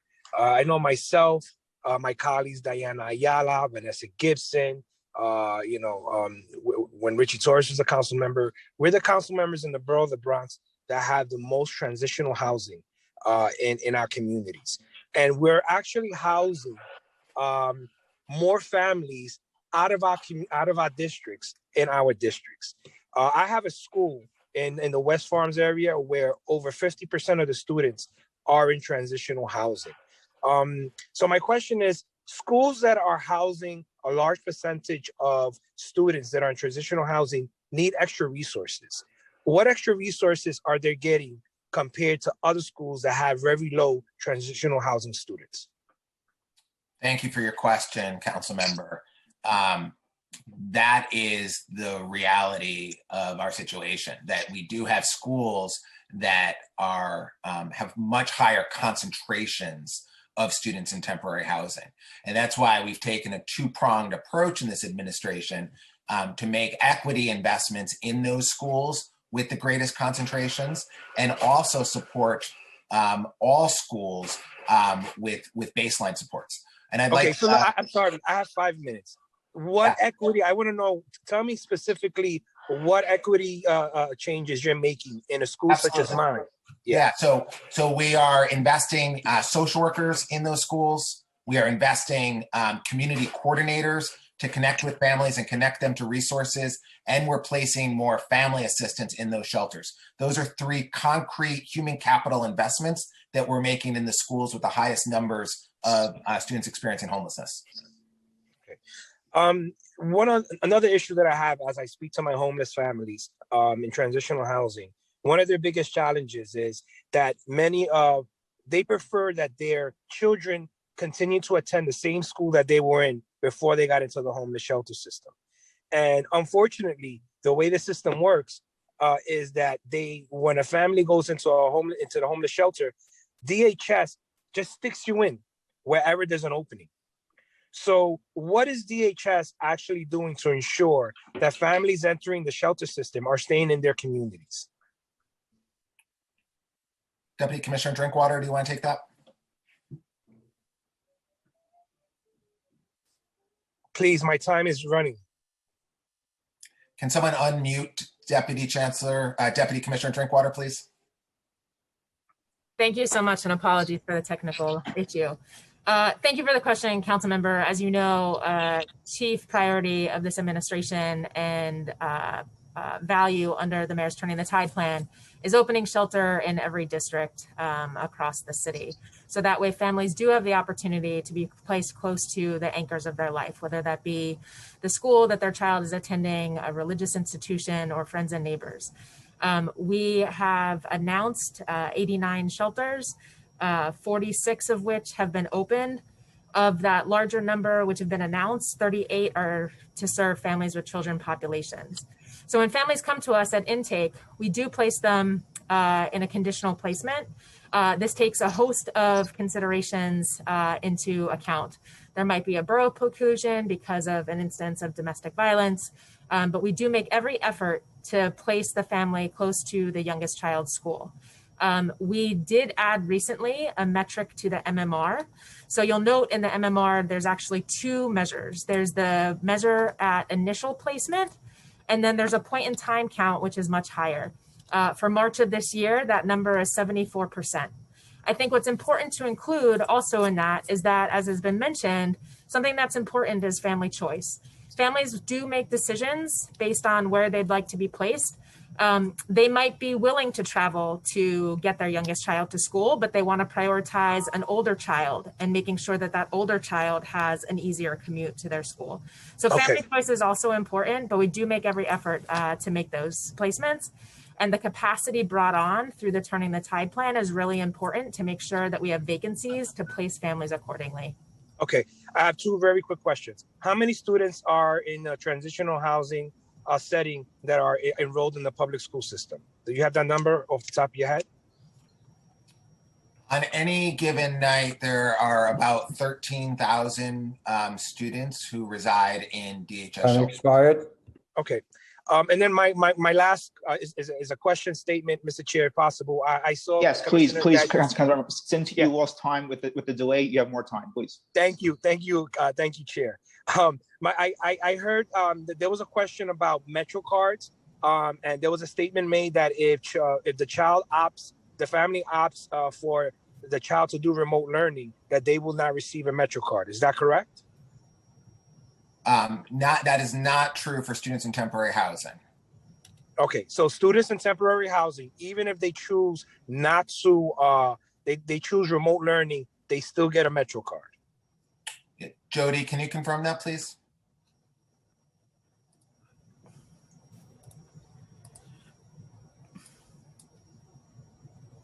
Sorry, can we unmute Jody Salmon? Thank you. Yes, that's true. So students in temporary housing do still have access to Metro cards, even if they're learning remotely. We wanted to make sure that they had access to the enrichment opportunities and to access free meals. Okay. I just would have to say that I'm happy to hear that they still have access to Metro cards. I think every student, whether they're doing remote learning or not, they should still have access to a Metro card, whether they're in temporary housing or not. One of the biggest challenges, and talking to my parents, is the technology that they get with DOE. Many times they need to be replaced, or there needs to be troubleshooting. And families, yes, they can call DOE, but it's very difficult to navigate that system. And so families decide, or they choose to actually go to the physical school, and the school helps to navigate. And if you are not providing them with a Metro card, you're just creating another barrier and an excuse for them not to go to the school to get a new piece of technology. And with that, thank you, Mr. Chair, for the extra time. Thank you, Councilmember Salamanca. This is a reminder to council members, if you would like to ask questions of the administration, please use the Zoom raise hand function. Seeing that no other council members have their hand raised, I will turn it back to Chair Traeger. Thank you very much. And I just want to have a couple of just quick follow-ups. As mentioned, that the latest data that the DOE shared with us, we have over 97,000, approximately 98,000 students in temporary housing total. And how many at this moment social workers do we have assigned to students in temporary housing?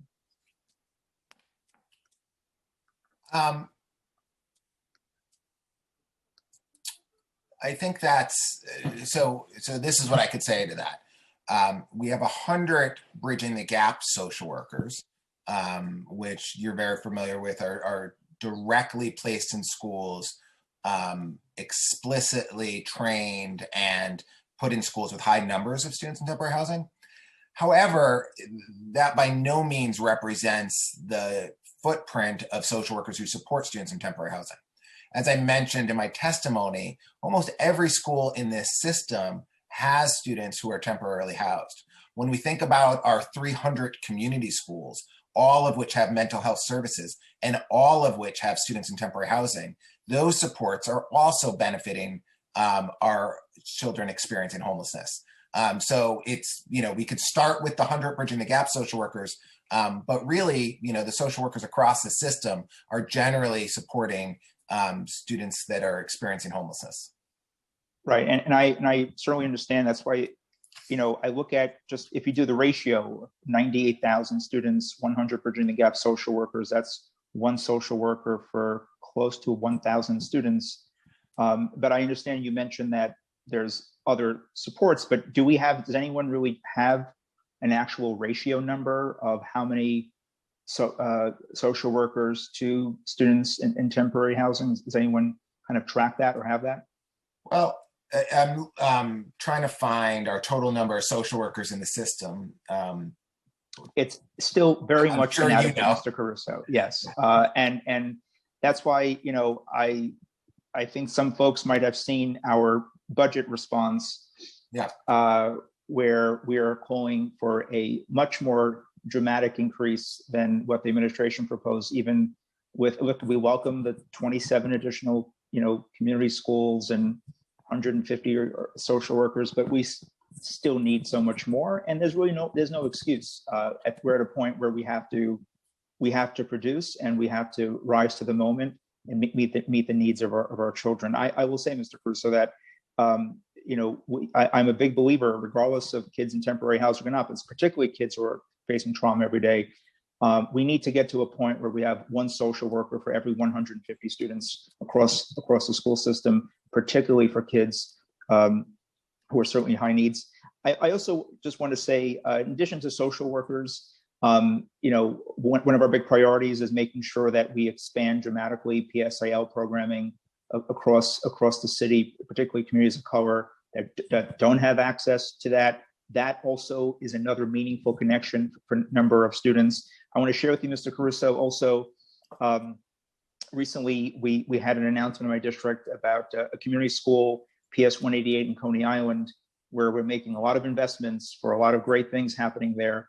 But some of the feedback from students when they talked about what they felt with their art, they have an art therapy program, which we support with counseling in schools.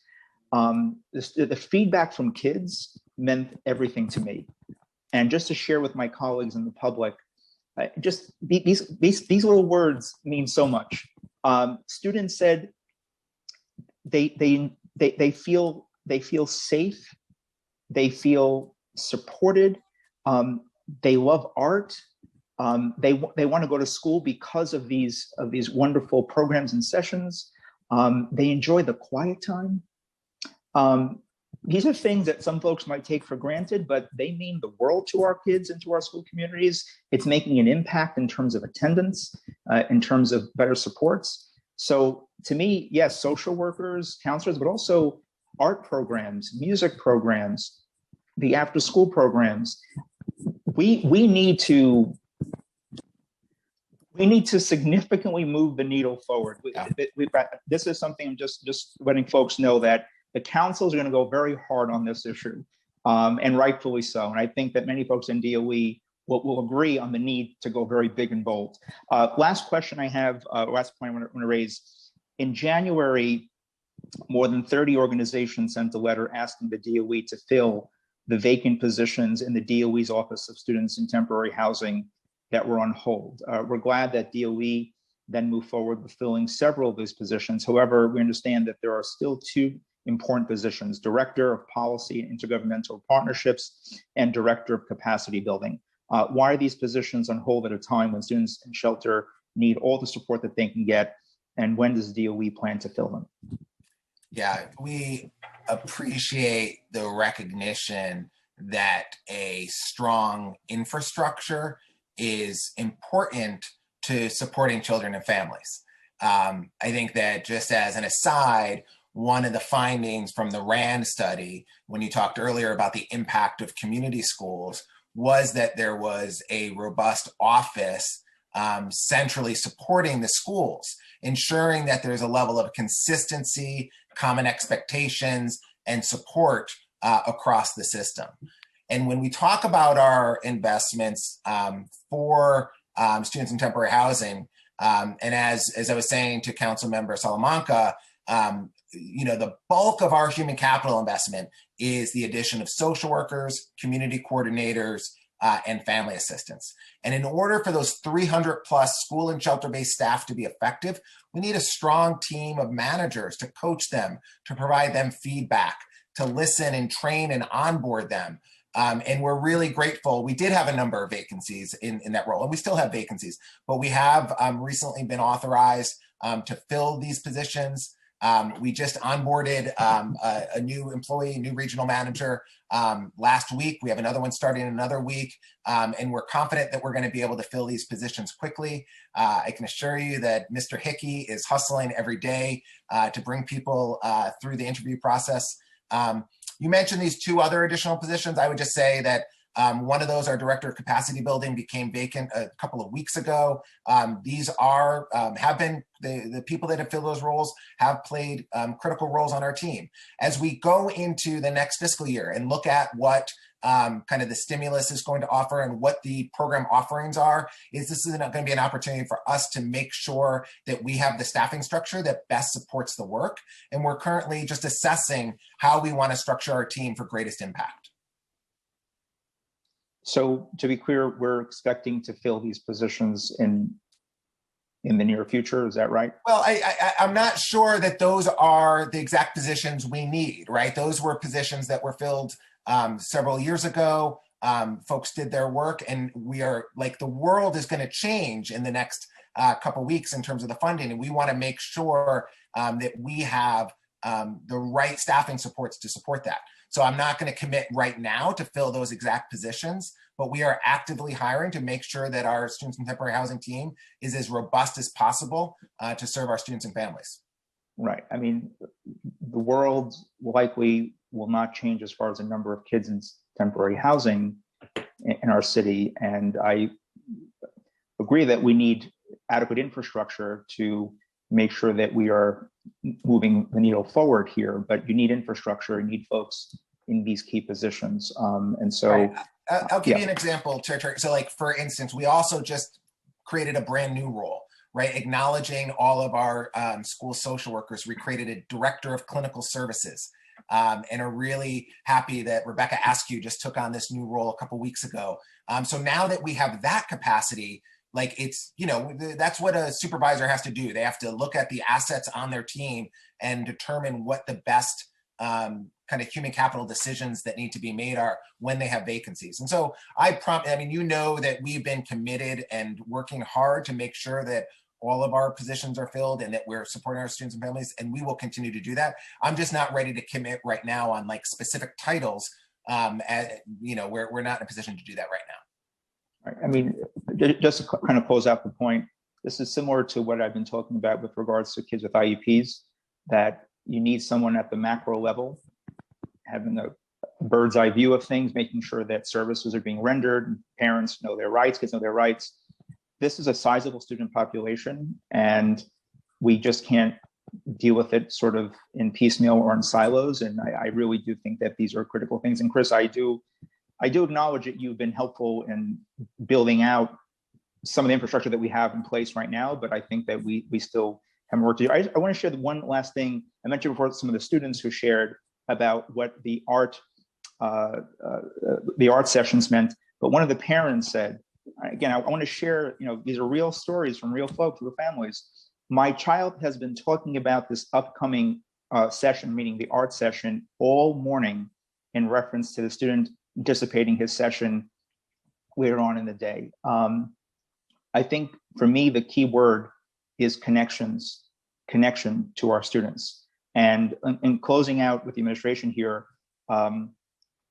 one of the advantages, and I share this publicly, of the community schools initiative, and that incorporates all the key wraparounds, but also just enrichment in art, music, and other critical programs, and dealing with food insecurity, other things. These connections mattered a lot during this period of time. And that also includes, I want to say for the record, not just community schools, but also learning to work LTW programs, which we're also going to fight like hell to get not just restored, but even more money for. These connections are really important. And it's you can't just overlook them and just go right strict to academic. You know, I was a teacher. I know, you know, before you open up a notebook, there are so many things you have to establish in that classroom and in that school environment in the first place, where every kid feels safe, supported, you know, embraced, welcome, loved, housed, nourished. Like, there's so many things that go into making education work. And I know that the community schools program and other programs that we're talking about here really make a critical difference. And I think that they are even more critical for kids in temporary housing who really rely on these key relationships to be great, you know, sources of stability, and a sense that they have a great social safety net that's around them to support them and to lift them up. So we'll be going bigger and bolder, Mr. Caruso, and to all folks, just letting you know, unapologetically going bigger and bolder. And again, we thank you for your time and service here, and we wish you continued success in your career. Thank you very much. Thank you for the opportunity to testify. Thank you, Chair. We just would like to make sure Councilmember Chair Levin doesn't have any more questions. I do actually. Sorry, I have my 2-year-old here, so bear with me. So yes, I have a few questions that I'd like to get to here. I'd like to hear more about the specific plans for students in shelter in the Summer Rising program. Is there going to be busing for that? What is the shelter outreach plan? Has that been developed yet? And if so, what is it? Yeah, I could start and then I'll turn it over to my colleague, Sarah Jonas. And I just want to kind of pick up on Chair Traeger's call to be bold in terms of reimagining what schools can be. And as the mayor announced on Tuesday, Summer Rising is the end of summer school as we have known it. This is a drastic reformation around what traditional summer school is and what it can be going forward. Removing this false choice that we've made families to make between enrolling their child in an academic program or enrolling them in a fun childcare program. It's really bringing those things together. And we know that our students in temporary housing are going to be able to benefit from this immensely. And Sarah's done an amazing job at helping to design this program. And Sarah, why don't you talk a little bit about the outreach and how that'll work? Sure. So I think a key piece of the outreach for Summer Rising will be those trusting relationships with community-based organizations. So Summer Rising, is really taking up the community school strategy and the values that we've talked about here around that trust and that relationship and how important that is to engaging students and families in school, in learning, and to connect with one another. And so a key piece of the outreach will be those relationships that the community-based organizations already hold with families and students, and that they will be able to outreach to and connect those students and families to this amazing opportunity of Summer Rising and all of those enrichments and academic and social emotional supports that the program will bring. So that'll be a sort of a key piece of that connection to the program. When you say community-based organizations, are you speaking about shelter providers specifically?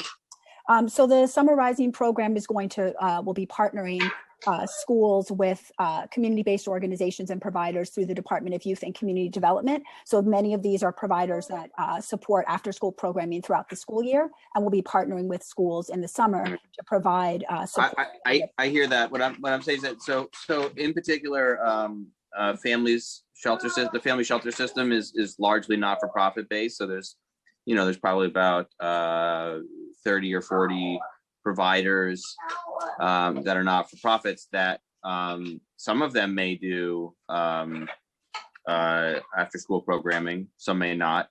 So they may or may not have relationships with DYCD. I don't know. There's actually a significant amount of overlap there between CAMBA and BronxWorks and Sobro and those types of organizations.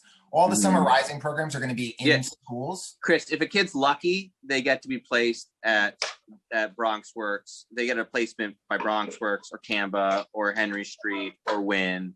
If they're unlucky, they get a placement at a hotel with a skeletal crew and skeletal services.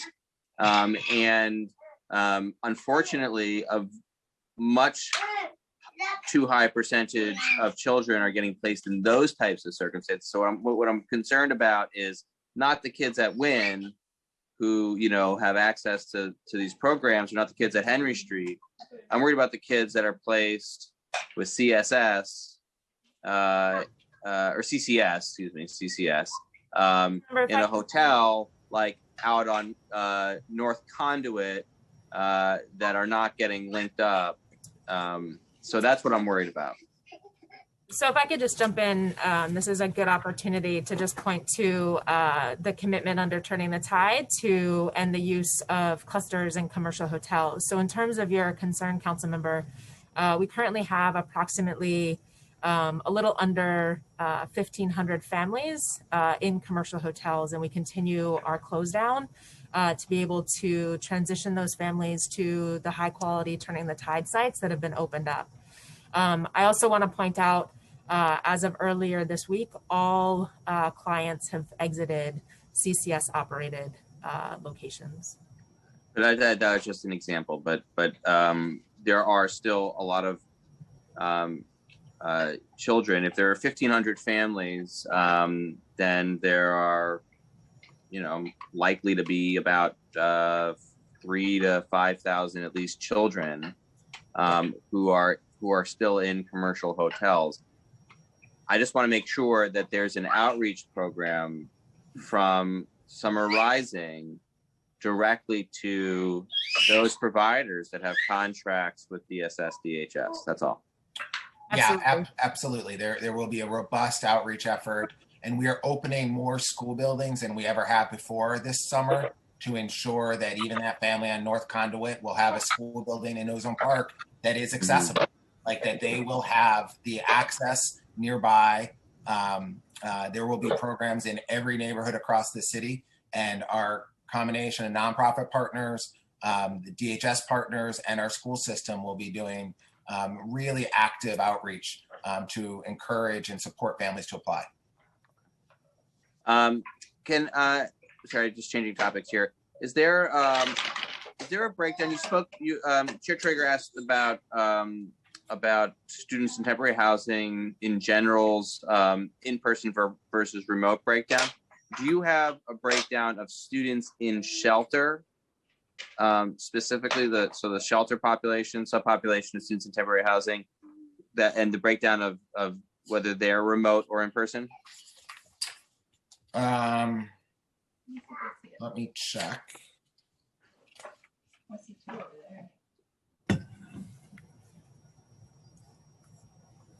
I don't think I have that handy. I apologize. If you don't have it, that's fine. Can you get it to us? Yeah, absolutely. Okay. How many students in temporary housing have participated or are participating in Learning Bridges? I have the number of students from shelters that participated, and that's about 1,700. Okay. If it's possible to augment that with the broader universe of students in temporary housing, that would be helpful. Sure, we can do that. And then, I think you touched on this throughout the testimony, but if you could kind of enumerate for us the what you see as your priorities for the federal funding coming in terms of the use and how that's going to address the needs of students in shelter and temporary housing. Yeah, I'm happy to reiterate that. I think that there is, the executive budget will be coming out shortly, and there's going to be an engagement process to really examine how we can best use the stimulus funds. So far, we've made several investments. So one is the expansion of 27 new community schools in the neighborhoods hit by the pandemic. Two is the launch of Summer Rising, which we're really excited about. We've also announced hiring 150 new social workers and screeners to do mental health screenings across the city. So kind of addressing the whole child and family and acknowledging the adverse child experiences that are a result of the pandemic are among our top priorities with increased funding.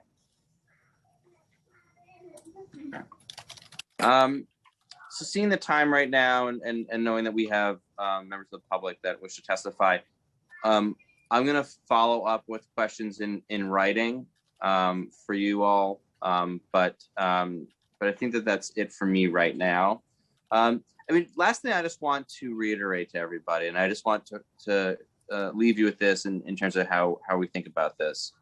You know, I'm working here from my home. I have a nice, decent sized apartment with multiple rooms, and so my wife was able to just take my 2-year-old and go into a different room so that he's not on top of me while I'm doing this, and my daughter's able to do what she's doing, and we all have some semblance of some space. When you're in a hotel room trying to do this for a family of 4 or family of 5 in a single hotel room for 495 days, just think about what that's like, and what that does to a child's social, emotional, intellectual growth. And so when we talk about all of these things, there are thousands of children that are, I mean, if they're lucky, they get placed in, you know, with one of these tier 2 providers that we know and have longstanding relationships with.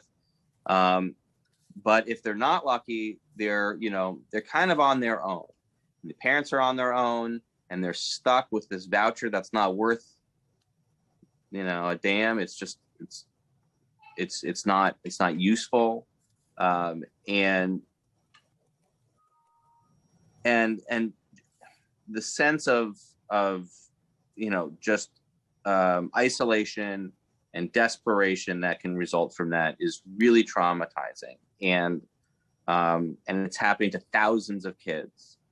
And we're not talking about, when we say temporary housing, 495 days. Think about that as temporary. That's more than half of my son's lifetime. So yeah. Absolutely. And Councilmember, I think just to reiterate, I think the concern is well understood.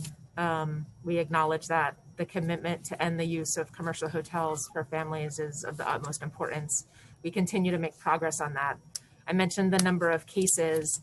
I think what's important that I just want to add to that is, as of February 28th, there were 987 school-aged children placed in commercial hotels.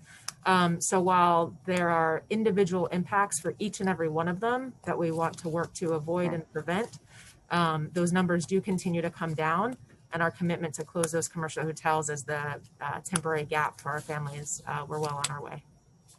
Thank you very much. I appreciate all of your time and testimony today. Thank you. Thank you. Thank you, Chair Levin.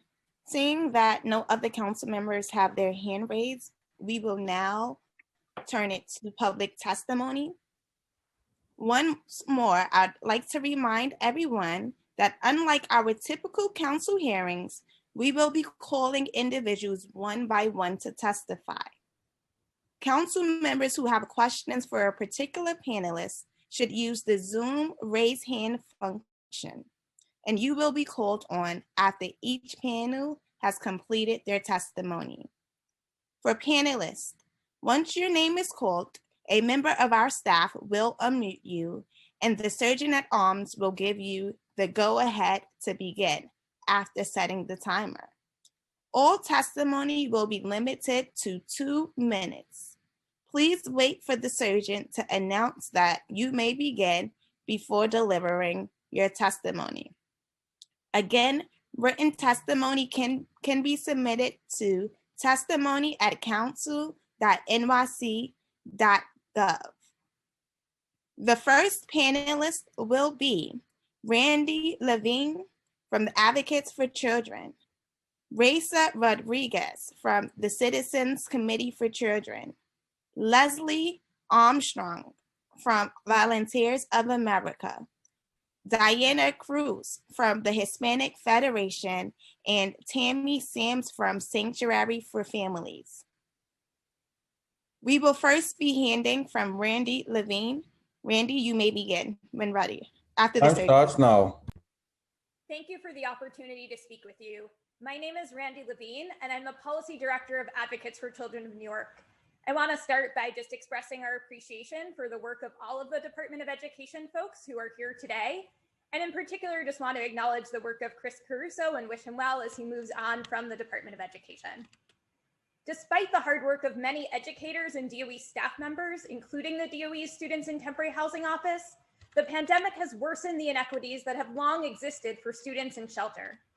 Over the course of the pandemic, we've heard from families in shelter about students having to wait months to receive an iPad, students whose iPads did not work properly due to lack of Wi-Fi and adequate cellular reception in shelter units, students who had difficulty focusing on schoolwork while trying to complete assignments in small rooms that they shared with their parents and multiple siblings of varying ages, grade levels, and needs, and students whose instruction or special education services were not effective over a screen. We've already discussed attendance today in general, but it's even more concerning at the high school level.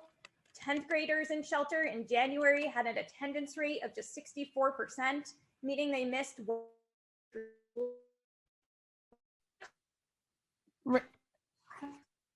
Randy, you're breaking up a bit. And Randy Froze, Randy. Sorry. Sorry about that, Randy. And also, it's okay if you can please slow down because we're doing some testing at the council, so you can take your time. Thank you. Thank you. We've already discussed attendance in general, but it's even more concerning at the high school level. 10th graders in shelter had an attendance rate of just 64%, meaning they missed 1 out of every 3 school days. We continue to call on the city to use attendance data to reach out to all families of students in shelter who are not currently engaging in school or have not been regularly engaging, and identify and resolve the barriers that are keeping them from participating in school.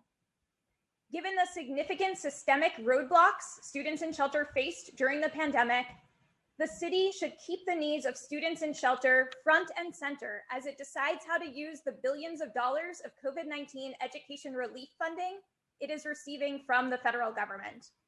A number of the recommendations in the city council's response to the preliminary budget, such as summer programming, small group tutoring, evidence-based literacy curriculum, compensatory services for students with disabilities, and social workers, will be critical for students in shelter. But as we saw in the case of iPads, merely offering resources to all students, or even saying that students in shelter have priority for resources, is not sufficient to ensure students in shelter have meaningful access.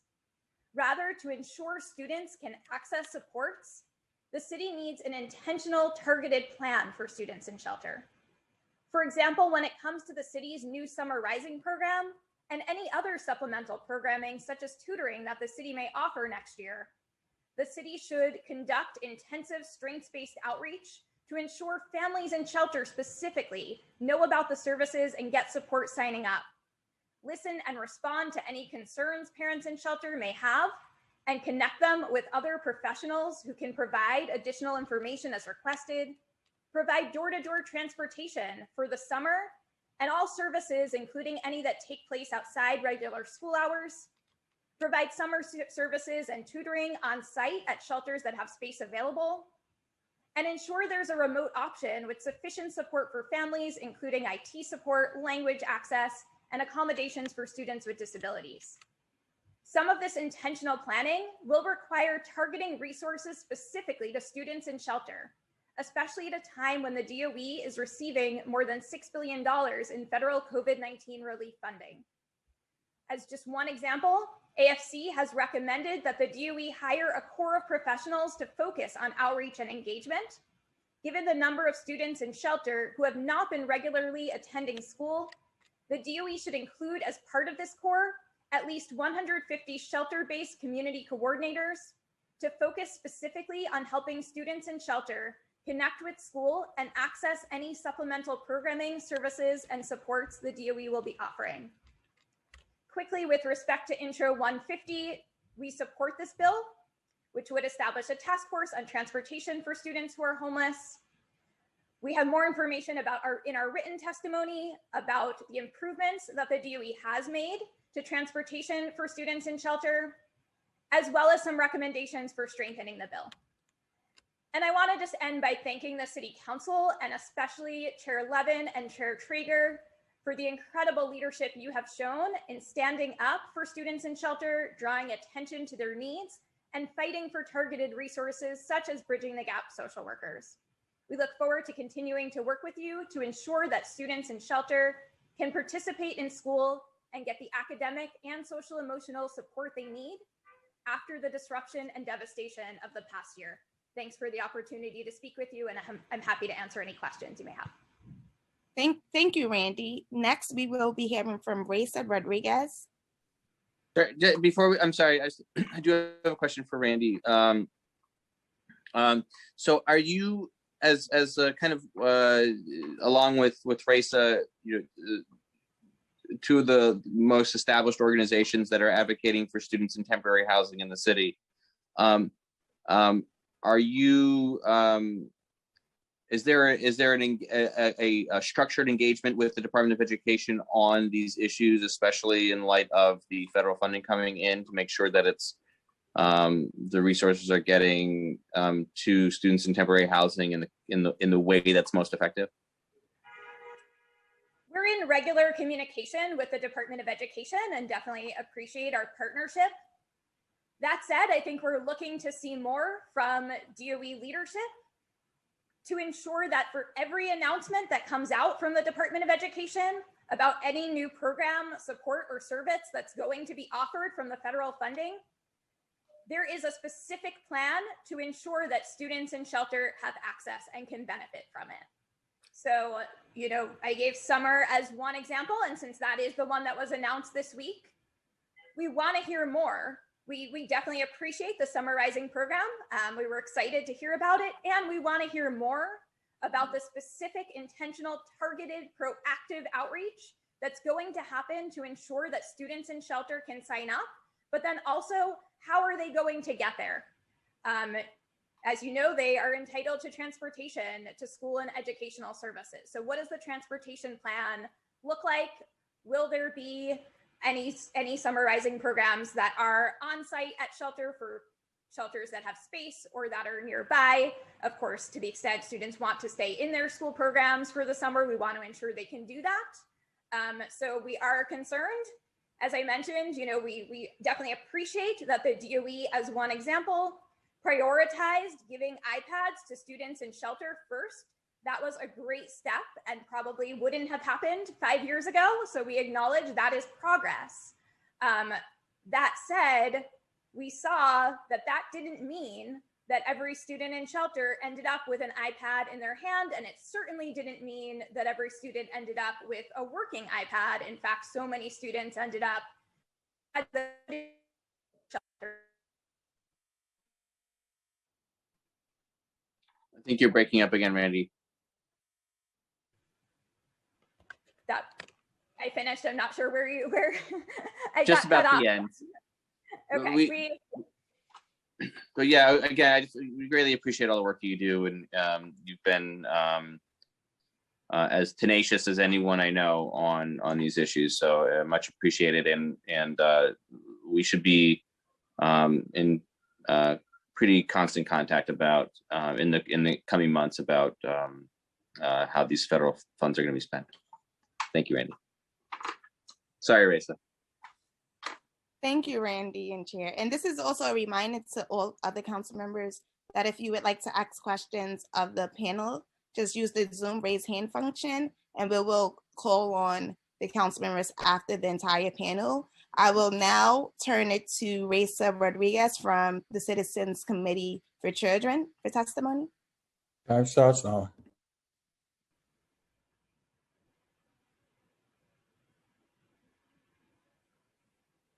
Oh, Raisa, I think that we're having a hard time hearing you. But you're not muted, so I don't know why. Now you're muted though. Can't hear you. Raisa, we will circle right back to you. How was that? Oh, there we perfect. go. We hear you. Thank you. Okay. Sorry about that all. Thank you for having me. My name is Raisa Rodriguez, Associate Executive Director for Policy and Advocacy at Citizens Committee for Children. It is a tough act to follow when my colleague and partner Randy goes before me, but I am so glad to be able to echo so many of the priorities she outlined. CCC is a multi-issue advocacy organization. Our work really aims at ensuring that all New York children are healthy, housed, educated, and safe. We are a lead organization in the Family Homelessness Coalition. That's a diverse group of stakeholders, including shelter providers, advocates, and other stakeholders seeking to combat family homelessness. Our goals are to prevent family homelessness, improve conditions in shelter when shelter is unavoidable, and expand affordable housing options. Even before COVID, the needs of students in temporary housing was and continues to be a key priority for the Family Homelessness Coalition. What's at stake is even deeper inequity. We are really concerned about the needs and the current year that students have had with abrupt school closures, inequitable remote learning. Now is the time to make bold investments. We want to make sure that we call attention to the historic moment, if you will, with an unprecedented amount of resources coming to New York City. Now is the time to make really bold investments in making sure that the needs of students in temporary housing are met. I don't have to go through the numbers. I think that our colleagues and partners at the Department of Education did a great job in outlining what their numbers look like. I would caution that any numbers during or count during a unprecedented year of a lot of uncertainty is worrisome. We know that on average citywide, we know that about out of every 10 students in temporary housing experience housing instability, and in areas like the Bronx, that ratio is much higher. We call on the administration and the council to ensure that all students living in shelter have full access to programs and supports. As Randy mentioned, we need to prioritize all resources and programming to these students. We want to make sure that we increase capacity to meet their needs. We also call on the expansion of 150 community coordinators to really navigate the system. We heard so much about the difficult time families have in navigating those systems. These roles can facilitate in that. And then lastly, if I have to end, I'll end at calling attention to the need for behavioral health supports. This is true even before COVID, but after the year that we've had, we need to make sure that students in temporary housing have access to social emotional supports that we know are critical to ongoing educational progress. Thank you so much for your time. Thank you. I'll have a follow-up question for Raisa as well. Similar question that I asked Randy about just the level of engagement that you're having right now with DOE and making sure that that any of the kind of gaps that they might have in their planning are being kind of identified, and that there's a feedback loop that's very quick and effective and reaching the right people at the right time. Sure. I have to give a shout out to Mike Hickey and his team. I know that they've done, as best as a job as possible at maintaining open lines of communication. We want to build on that, as Randy said. We want to make sure that, and I know that that's been part of the goal, so I don't want to suggest that that hasn't been the goal. Again, given the amount of resources, we want to make sure that we work together to not only use data to call attention to the need, but also to think creatively around how to support students who are hardest to reach. So yes, we've been working and talking. Our goal is to continue to build on that.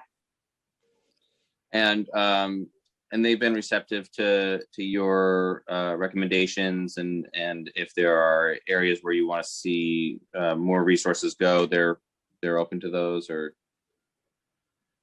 we have to continue conversations around what plans and priorities with current level of resources. We haven't talked about the current budget, but we have had a lot of time sharing, what we're hearing from providers and from the ground in terms of what challenges families and students are facing with remote learning, for instance. So they have been really welcoming of that type of information. I think what's ahead of us is beginning to strategize again about leveraging resources and making meaningful investments.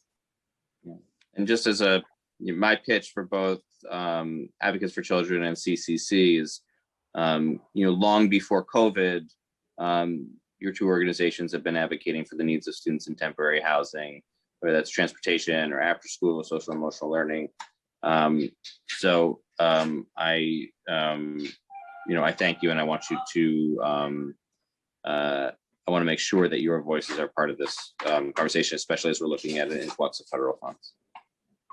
Thank you so much for the time. I submitted testimony, and as part of that, there are write-ups and recommendations on how to enhance and improve Intro 150, which we support. Thank you so much.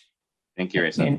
And if I could just ask one quick follow-up to both folks who I deeply respect, and the council has greatly learned from two stellar organizations, which we appreciate, both of you.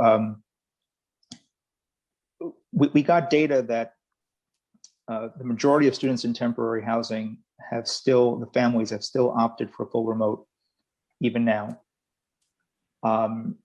I have mentioned this before, and I'll mention this again, that there are some folks out there strictly focused on academics. To me, as a teacher, I'm focusing on how do we reestablish connection, because you can't get to academic if we can't connect with kids.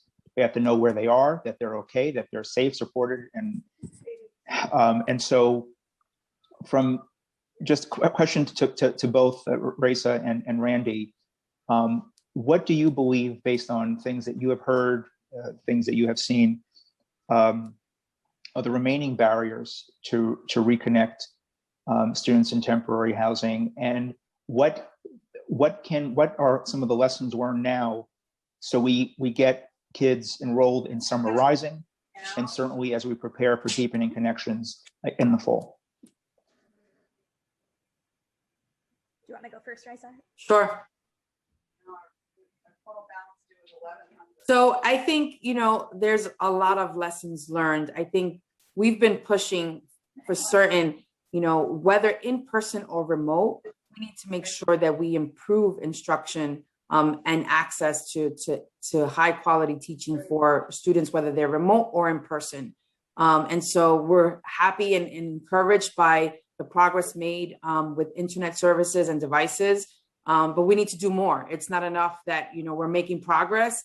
Any child that can't log on appropriately is too high of a number, right? And as we've mentioned in our testimony, in terms of supports, we want to make sure that supports are available both on site, right? Every family is different, right? And I'm not going to, claim like I know what everyone's situation is. Every family is different and situations are different. What we want to make sure is that there are ample opportunities to access educational supports, both on site and shelter. And when that's not available, that there is transportation, right? And that there are roles and like care coordinators, for instance, whose job is to promote, so that if it's a matter of just information, that also is covered. So it's about outreach, it's about on-site support, and it's about supports to get kids to where they need to be if it's not going to be in shelter. I echo those points as well, and will say that we are so grateful for the council advocacy and for the DOE to launch the Bridging the Gap social worker program. And so glad that we have 100 Bridging the Gap social workers in our schools and 100 students in temporary housing community coordinators in our schools as well, and think that their work has been important during this pandemic. At the same time, we know that 3 out of every 4 students living in shelter attends a school that does not have a Bridging the Gap social worker or a community coordinator, just given the numbers of students in shelter. And so we do think that part of the next phase is looking at the on-site support at shelters. There are currently 117 Department of Education family assistants, but as we heard right now, about half of them are working remotely.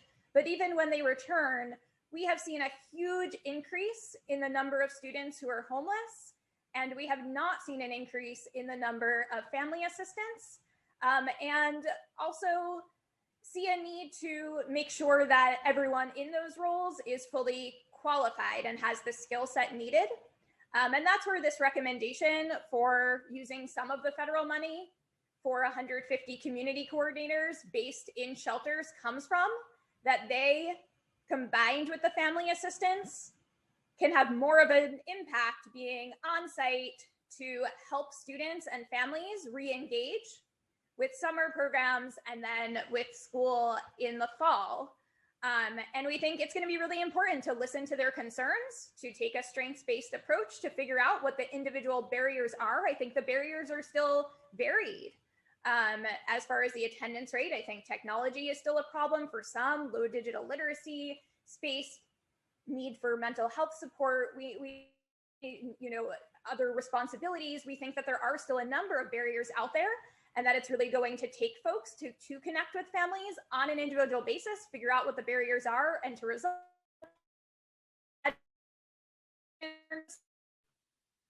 Randy, you're breaking up again. As students return to school, having social emotional support there will be critical. So we're definitely appreciate the council's call for additional social workers, as well as other direct mental health support. Thank you, Randy and Risa. And I agree with you wholeheartedly on the need for more full-time social workers. I mean, I kind of go back to basics when I mentioned this numerous times, but just to summarize quickly, when I visited the community school, renewal schools, so to speak, whatever they called them at the time, but the school and Penn International High School in Queens, when they invested in the full-time bilingual social worker that also spoke the language of the community that they were serving, and how she right away identified the trauma that kids were experiencing with regards to the hostility towards immigrants from the previous federal administration, and how she had to establish a safe space for them immediately because of the fear of encountering any authority figures. That was one of the biggest barriers, if not the biggest barrier, to attendance in that school. And that bilingual social worker was able to immediately flag that and become a resource for the kids and for their families, which picked up after her hire, attendance picked up, and then soon afterwards, the scores began to pick up. So I agree with you that once we put these supports in place, we'll identify additional barriers that we have to overcome for our kids. I really appreciate both of you highlighting that. Are there any other, Khalima, are there any other members that have questions for the? Thank you, Chair. So as I said earlier, we will wait until the entire panel has gone. We still have a few more folks, and then we will turn it to the council members to ask questions. So we have Leslie Armstrong, who is up next. Time starts now. Thank you. My name is Leslie Armstrong. I'm an assistant vice president for Volunteers America. I oversee our New York City Emergency Housing and Shelter Services. We are an anti-poverty organization that provides housing and support services to over 11,000 people every year. We operate 4 transitional family shelters that offer on-site services for our residents, as well as 3 confidentially located emergency shelters and scattered site safe houses for individuals and their children who have experienced domestic violence.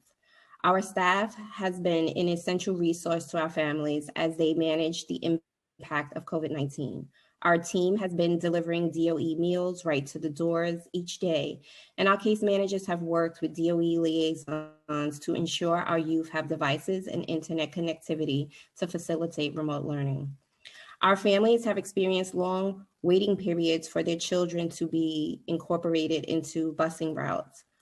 One particular egregious case involves a youth who resides at our Region Family Residence on the Upper West Side and relies on a wheelchair for mobility. He was unable to attend school for 6 weeks due to delays in assigning him a bus route. The proposed task force must review mechanisms for ensuring transportation is provided promptly for students in shelter with adequate accommodations for differently abled students. We have also observed the need to increase the number of buses and routes servicing our youth. There have been cases where students are scheduled for a 5 a.m. pickup to be dropped off at their schools at 8 a.m. Sleep deprivation resulting from early pickup time noticeably impacted how those students perform in their classes. Our youth are often precluded from participation after school or summer programs because bus routes are unable to accommodate activities outside of regular school hours. We support the proposed legislation to require the creation of a task force Time. the transportation of homeless students. I would like to thank the Committee on Education and General Welfare for providing us with a platform to discuss the challenges that youth in shelters face in New York City, and we look forward to partnering with the City Council to address the needs of this population. Thank you. Thank you, Leslie. We will now hear from Diana Cruz. Time starts now. Thank you, Council Member and Committee Chair Traeger, and all the other committee members for taking the time to listen to the testimony drafted by the Hispanic Federation. We're a nonprofit organization seeking to empower and advance Hispanic communities through programs and legislative advocacy. My name is Tidy Abreu. I'm sitting in for my colleague, Diana Cruz. I am the policy analyst for the Hispanic Federation. And yes, I'm here to advocate for youth in shelters across New York City, but particularly those coming from communities of color, struggling to face the challenges that COVID-19 has posed in their lives since the full shutdown of our schools last year. Black and brown students make up 94% of students living in shelters and are navigating a myriad of challenges beyond their unstable living situations due to disproportionate inequities affecting students of color in education systems. These challenges make it hard for students to engage in schoolwork, which leads to incomplete education goals. For example, high school graduation. In fact, only 45% of homeless youth graduate high school in 4 years. As school districts and the city receives funding to support education, it is imperative that students living in homeless shelters are provided the necessary resources to achieve their educational and career goals. To address this, the Hispanic Federation strongly urges the council and city leadership to include and prioritize the following recommendations. 1, ensure access and continuation of technology, high-quality internet, devices, and literacy trainings at homeless shelters. 2, increase culturally relevant and linguistically diverse mental health supports. 3, train shelter staff and/or hire more education-focused professionals to navigate education-related issues and directly support the youth at homeless shelters. 4, pursue holistic approaches to lead homeless youth to equitable post-secondary and career opportunities.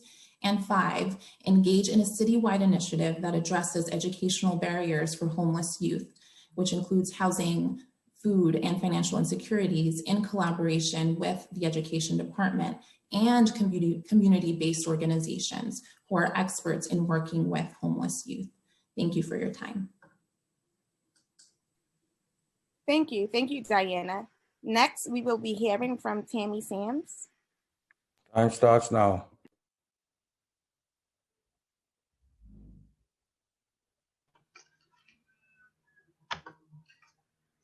Thank you so much. Good afternoon. My name Tammy Sams, we can no longer hear you.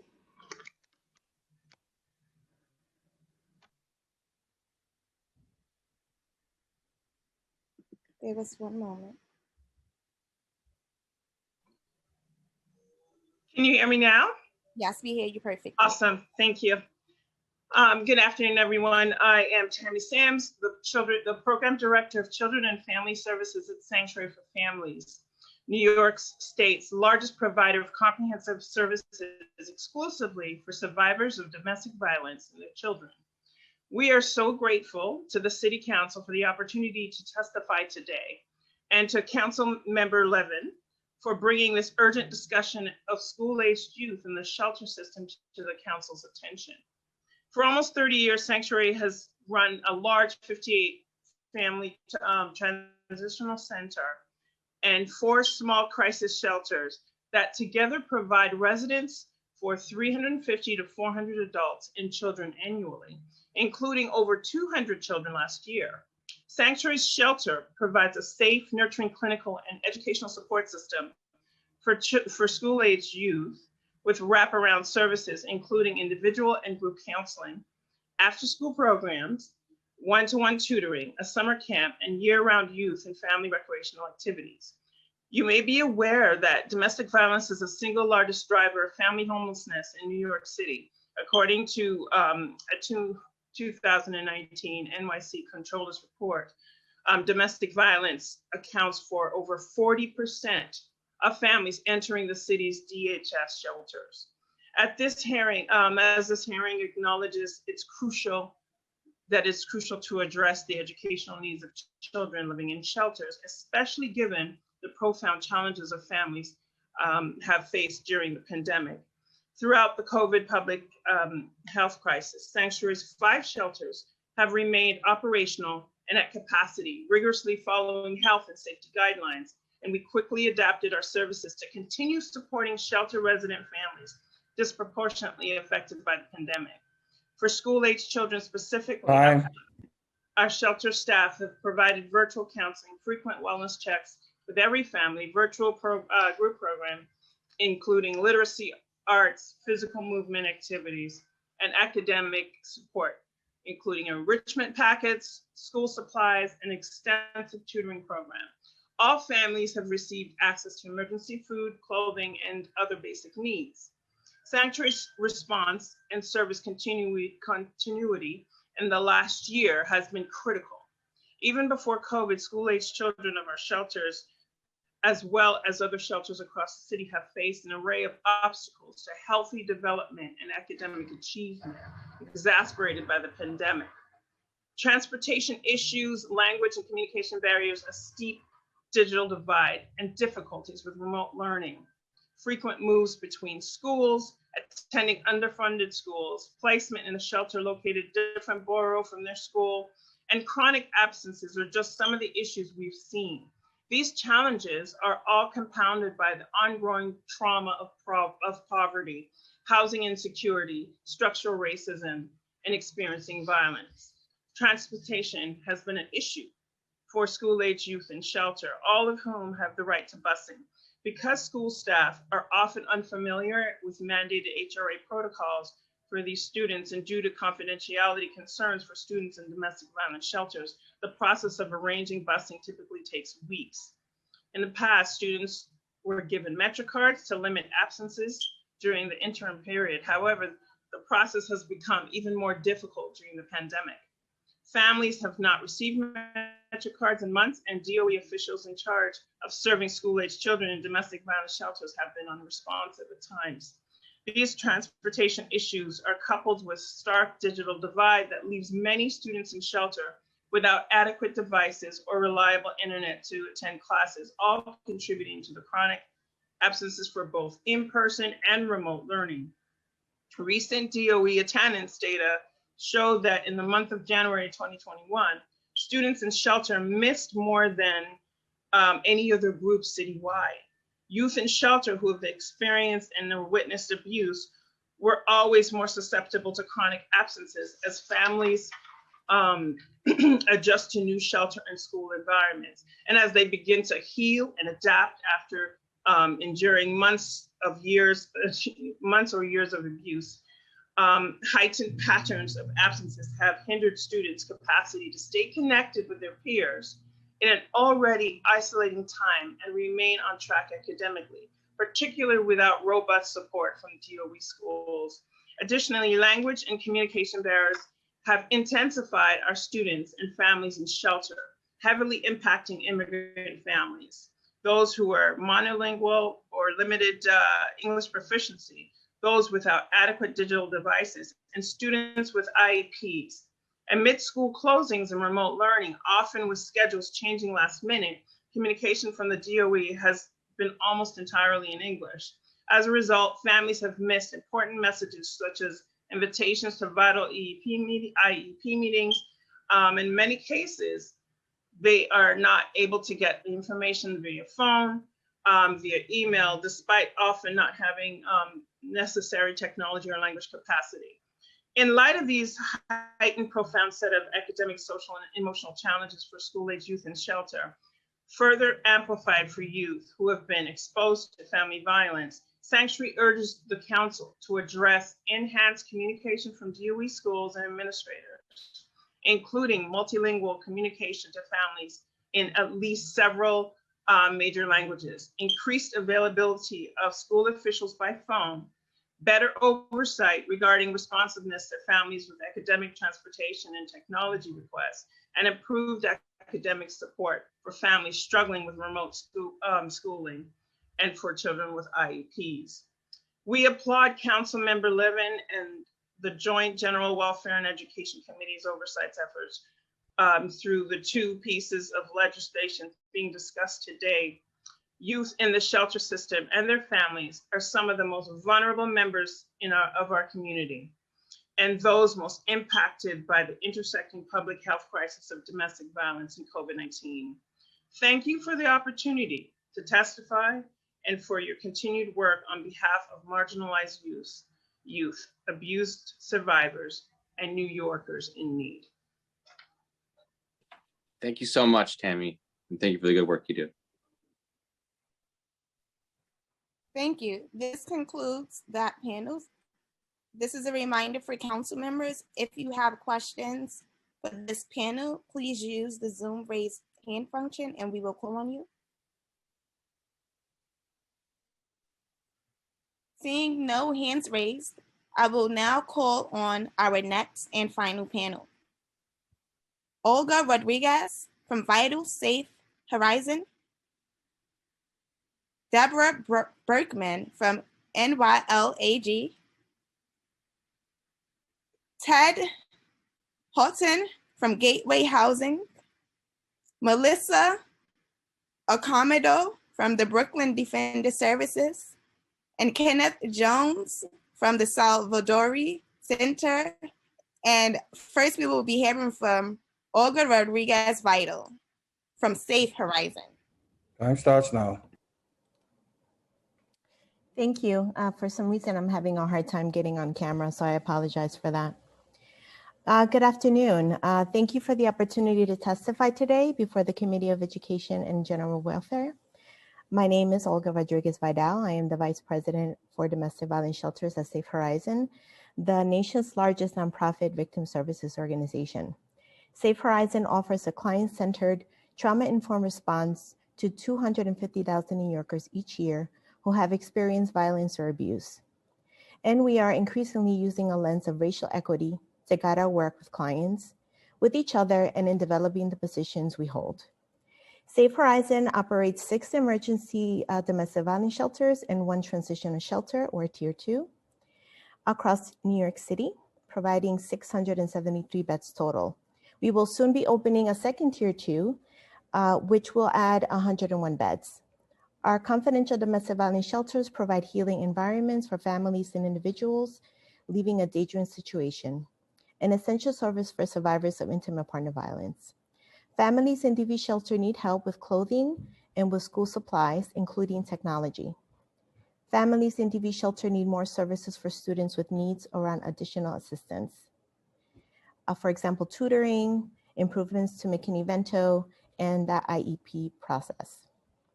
Residents are struggling with remote learning and with striking a balance between work, their children's remote education, and the many appointments they need to attend, for example, public benefits, housing, medical, and legal. We have also heard from clients about technological issues. Some families have faced issues with connecting to remote learning, as not all of our shelters have been equipped with Wi-Fi, although Altice is currently in the process of equipping our shelters with Wi-Fi access. We know this area the administration is working on, but it has been a hurdle for many shelter residents for the entirety of this pandemic. Families have also voiced issues with the learning devices provided to them by the DOE and needing to have these devices replaced more quickly. Additionally, families are frustrated by the disruption to in-person learning when a classroom or school must be shut down due to positive cases. The families in our shelters, including children, are dealing with so much disruption to their lives already. These changes from month to month, week to week, day to day are simply too much. Our shelters consistently run into issues with having children evaluated for additional support services and educational strategies, especially through CPSE. which is a very confusing system. Additionally, children who are supposed to receive related services such as PT, OT, ST are not receiving them. There is a citywide lack of services for children who require additional support, and families are left with without adequate services. This is especially concerning and frustrating for the families in our DV shelters who are navigating so many systems, as well as the traumas of violence, homelessness, and so much more. With respect to the two bills on today's agenda, Intro 139, 2018 and Intro 150, 2018, we are generally in support of both.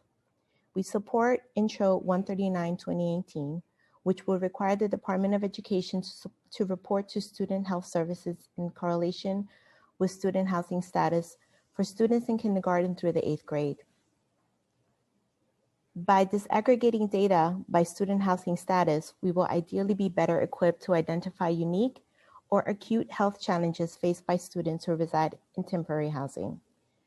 We also support Intro 150, 2018, which would establish a task force on transportation for students experiencing homelessness, as our families are still experiencing significant delays with establishing busing. The families coming into Safe Horizons shelters have experienced pain, trauma, and violence at the hands of family members and loved ones. They are also living through the trauma of homelessness, racism, poverty, and now our collective trauma of COVID-19. To ensure the health, safety, and well-being of our families in shelter, including youth, the city must invest in both their short-term and long-term healing. That investment must include intentional and targeted plans to help students in shelter be able to participate and access any additional programming provided by the DOE, including tutoring, summer programming, mental health support, and services for students with disabilities. Thank you very much. Thank you. Next, we will be hearing from Deborah Brickman. Time starts now.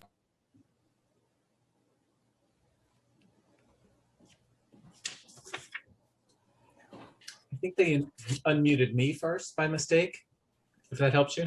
Oh, okay. Thank you. Chairs Levin and Traeger, council members and staff, good afternoon, and thank you for the opportunity to speak to the committees on education and general welfare on youth in shelter and in the school system. My name is Deborah Berkman, and I'm a coordinating attorney for the Shelter Advocacy Initiative at NILAG, which is a free legal services provider. The Shelter Advocacy Initiative provides legal services and advocacy to low-income people in and trying to access the shelter system, and also advocates for those experiencing street homelessness.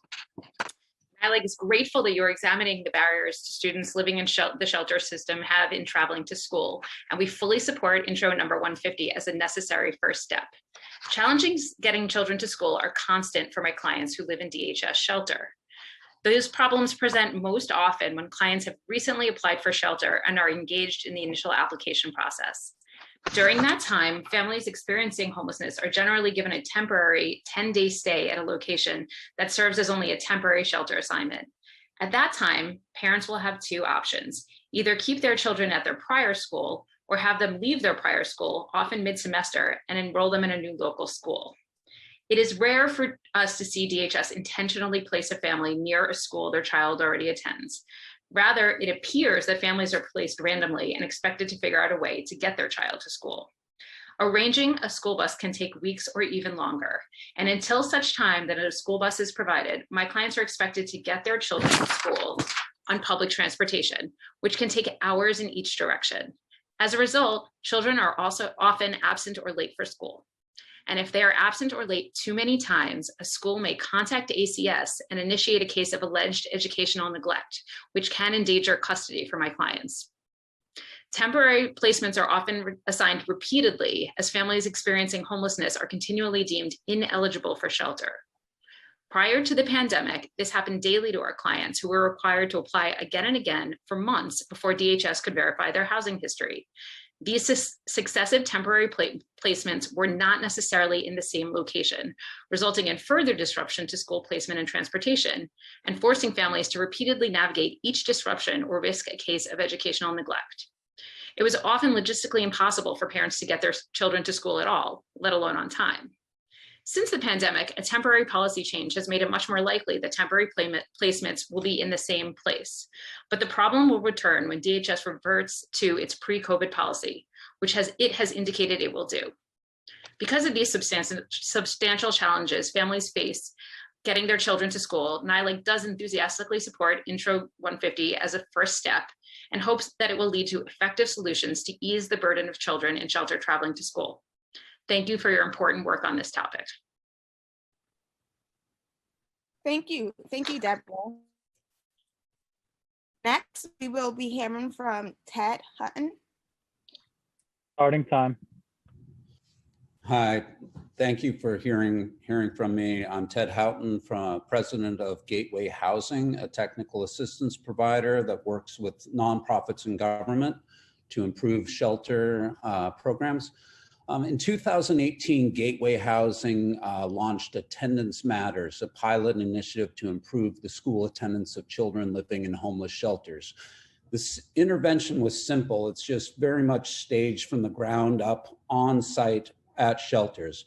Funded by Robin Hood and JP Morgan Chase Foundations. It was a partnership with DHS and DOE, in particular the Office of Students in Temporary Housing, and 4 leading family shelter providers, BronxWorks, Help USA, CAMBA, and WIN. It's not rocket science. We worked with DHS and DOE to improve access to up-to-date attendance data. We offered trainings on evidence-based practices, had advocates for children provide training on how to navigate the DOE system, and we hired an attendance coordinator to lead weekly meetings where DOE and shelter staff sat together and identified which students had poor attendance and developed service interventions to address familial and logistical challenges. Sometimes it was transportation or getting an IEP. Sometimes it was really intervening in a complex social service intervention. But by just meeting every week to look at what the problems were, we really found that we could improve school attendance of children that needed it most. We made it clear to shelter staff that getting kids to school every day is a priority. We strengthened DOE's staff relationships with shelter staff on site, and we gave them the tools they need, and we achieved a measurable improvement in homeless children's school attendance. Attendance Matters has been independently evaluated and confirmed by researchers at Princeton, UPenn, and Marist universities. We'll have a report out soon. I'm expired.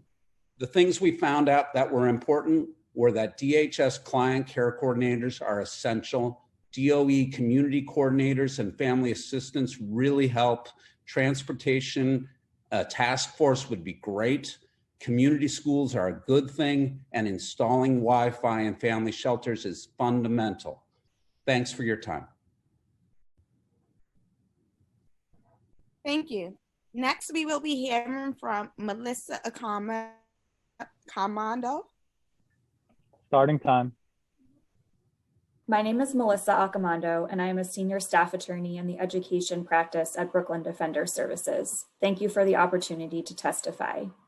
BDS's education unit provides legal representation and informal advocacy to our school-age clients and to parents of children in New York City schools. Many of the families we work with are experiencing homelessness or housing instability. BDS commends the City Council for its attention to students in temporary housing. Problems experienced by students living in temporary housing have been particularly acute this year due to remote learning. Our office has worked with families living in shelters who waited months to receive remote learning devices, despite being a priority group. And even when families receive these devices, they struggle to participate due to the inability to log on. While we are pleased that the city is committed to installing Wi-Fi in all shelters housing school-age children, many students living in temporary housing have lost over a year of school. The city must come up with a plan to provide compensatory education services to students who have missed so much school this year, including those living in temporary housing. Even without the added stress of a global pandemic, the process of entering shelter can be confusing and burdensome. Families who do not initially qualify for temporary housing may have to repeatedly return to DHS's PATH Intake Center and endure multiple provisional placements. The DHS COVID-19 rules that do not require school-age children to attend PATH intake and follow-up meetings should be made permanent. In addition, DHS and DOE must create a more streamlined process to ensure that sufficient space exists in the shelter system so that families are placed near their children's schools. When this is not possible, the process for requesting a transfer should be made clear. Finally, when families are placed far from their home schools, yellow bus service should be made available. Currently, many families are forced to choose between long commutes on public transportation or transferring schools. We have expanded upon many of these recommendations in our written testimony. Thank you for the opportunity to testify today on this critically important topic. Thank you, Melissa. Next, we will hear from Kenneth Jones. Starting time. Hello, everybody, and thank you for the opportunity to testify on behalf of the Salvadori Center. For those of you who don't know about the Salvadori Center, we are a push-in program K through 12 STEAM education, which is science, technology, engineering, arts, and math. Traditionally, we go into the public schools and we help schools achieve their STEAM goals. When I was first starting out in college, I wanted to be an architect, and I actually got my license and practiced for a number of years. But as my master's thesis, I wrote a thesis on transitional housing for the homeless. And so the importance of providing a rehabilitative and supportive environment for the homeless is incredibly essential for the success of our students. One of the things we were very proud to do at the Salvadori Center was the last 3 years partner with the Department of Education to bring programs directly into the shelters to help students bolster their in-school education, have a sense of normalcy, and to engage each other through a collaborative project-based approach to learning grade level math and science. The really cool thing about the last couple of years is we've done some independent research that has shown that students who engage in hands-on and collaborative project-based learning that's tied to the communities in which they live, the buildings they enter, the bridges they cross, the parks they play in, that they get a greater sense of relevancy for what they're learning in school. And what's really kind of cool is when the study showed that while they were in Salvadori, the sense of relevance spiked, and it better, because if not, we'd be out of a job. But what was really interesting about the study is after participating in our approach, which is a collaborative project-based approach to learning, the sense of everything else they're learning in school, the relevance of that continued to increase and stopped declining. So it's very exciting. And I think what I really am here just to advocate for whatever you can do for the students in shelters. Organizations like Salvadori will be there to have your back and to help you provide successful programming to the students. So thank you for all for what you're doing. If there's anything that we can do to help, please never hesitate to ask. Thank you. Thank you. This is a reminder to council members that if you would like to ask questions of this panel, please use Zoom raise hand function. It was slightly. Seeing no hands raised, I will now, seeing no hands raised, that was the last panel. However, if we inadvertently missed anyone that would like to testify, please use the Zoom raise hand function, and we will call on you in the order your hand is raised. Seeing none, we have concluded public testimony for this hearing. I will now turn it back to Chair Traeger and Chair Levine and Chair Levin for closing remarks. Chair Traeger? Thank you very much, Kalima. And also, I don't know if Ms. Berkman from NILAG is still here, or she, oh, yes. You had mentioned with regards to ACS referrals in cases. I had asked the question earlier of the DOE about steps that they're taking to make sure that we're not adding trauma to kids and families who are already experiencing enough trauma in their lives. And they had mentioned that they were taking certain steps, but I'm hearing from you that this is still an ongoing issue. Can you just elaborate further on that? Sure. Well, so this happened more prior to remote schooling, because now it's a little bit easier for students to log on from home. So what I was speaking about is when people actually had to physically get their children to school, but a lot of my clients had this burden where they were not able to get their clients to school. They were not able to get their clients to school on their children to school on time, and an ACS case was gets started. And after that happens, it's very difficult to get out of ACS's web. So it's very difficult, and it's entirely not their fault. Yeah, that is not their fault. So this was an issue that you were flagging prior to this. Well, not only prior to it, but DHS has indicated that it's going to go back to its pre-COVID policy of, well, first of all, I'm sorry, this supposes that kids will have to go back to school, right, in person, which I think they will have to go back at some point. DHS used to give successive 10-day placements when there was an ineligibility finding, and they wouldn't necessarily be in the same shelter. So now there's a policy that people can reapply from within shelter. So they're kept within the same shelter. So really, if there's problems getting to school, it shouldn't last more than a couple of months in the beginning. But when people are switching shelters every 10 days, it's much more difficult to get a transportation plan. This is a lot. This is a lot, and a lot of burden being placed on this family that no fault of their own already. It just speaks to, I think, just the inadequate support structure to help them folks navigate this, because the process should be seamless. We should not be adding any more headaches, trauma, problems, barriers that folks are facing enough in their lives. And thank you for kind of crystallizing that point for us. And we certainly appreciate it. And just to kind of close out, and I'll turn over to my co-chair, Chair Levin. From the start of this pandemic, and even before the pandemic, we always talked about making sure that our kids are safe, but also under a lens of equity. I go back and remind folks that even when the city rolled out their rec center model, that we had called for including students in temporary housing to be provided this critical access and service, because many of them, again, rely on school to be a source of stability, the great equalizer, that regardless of whatever's happening in their lives, that schools, the doors are open for them and the kids are loved, safe, supported, and so forth. So now that we are in receipt of significant amount of resources from Washington, from Albany, we need to even further center that lens of equity to make sure that the kids that were really shortchanged the most, kids that were underserved the most, that they're front and center.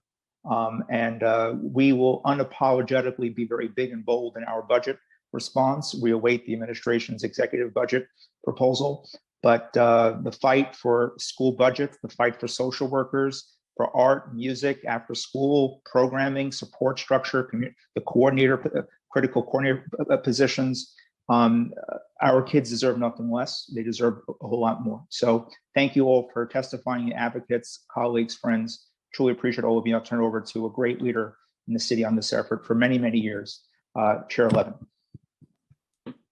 Thank you, Chair Traeger. I just want to thank the last panel, Ms. Rodriguez Vidal, Ms. Berkman, Mr. Houghton, Mr. Jones, Ms. Accomando, for the work that you're all doing in trying to address this issue systemically, and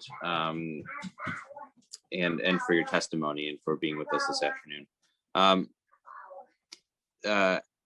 I just want to once again reiterate what a strong moral obligation that we have as a city government and as a network of service providers, not-for-profit providers, and policymakers to prioritize the needs of students in temporary housing. When I say prioritize, I mean put it front and center in everything that we do, and make sure that as we have a limited amount of time and energy and bandwidth, and we can never forget those children who really need the resources that we have at our disposal, and we can do a lot better. And I just, I know that there's been a significant effort, and I want to thank Mr. Caruso. I want to wish him well. I want to thank the entire BOE staff for the work that you do and the work that you continue to do day in and day out. It's not easy work. That said, we have to do better, and we have to, and we can't just throw up our hands and say that these are intractable problems, because they're not intractable problems. They're issues that we can address with the right policy solutions and resources and focus and effort. And we shouldn't be stopping our work until every child is having an equitable education as any other child in New York City. So with that, I wish you all well. I wish you all a good weekend, and I thank you very much for your time here today.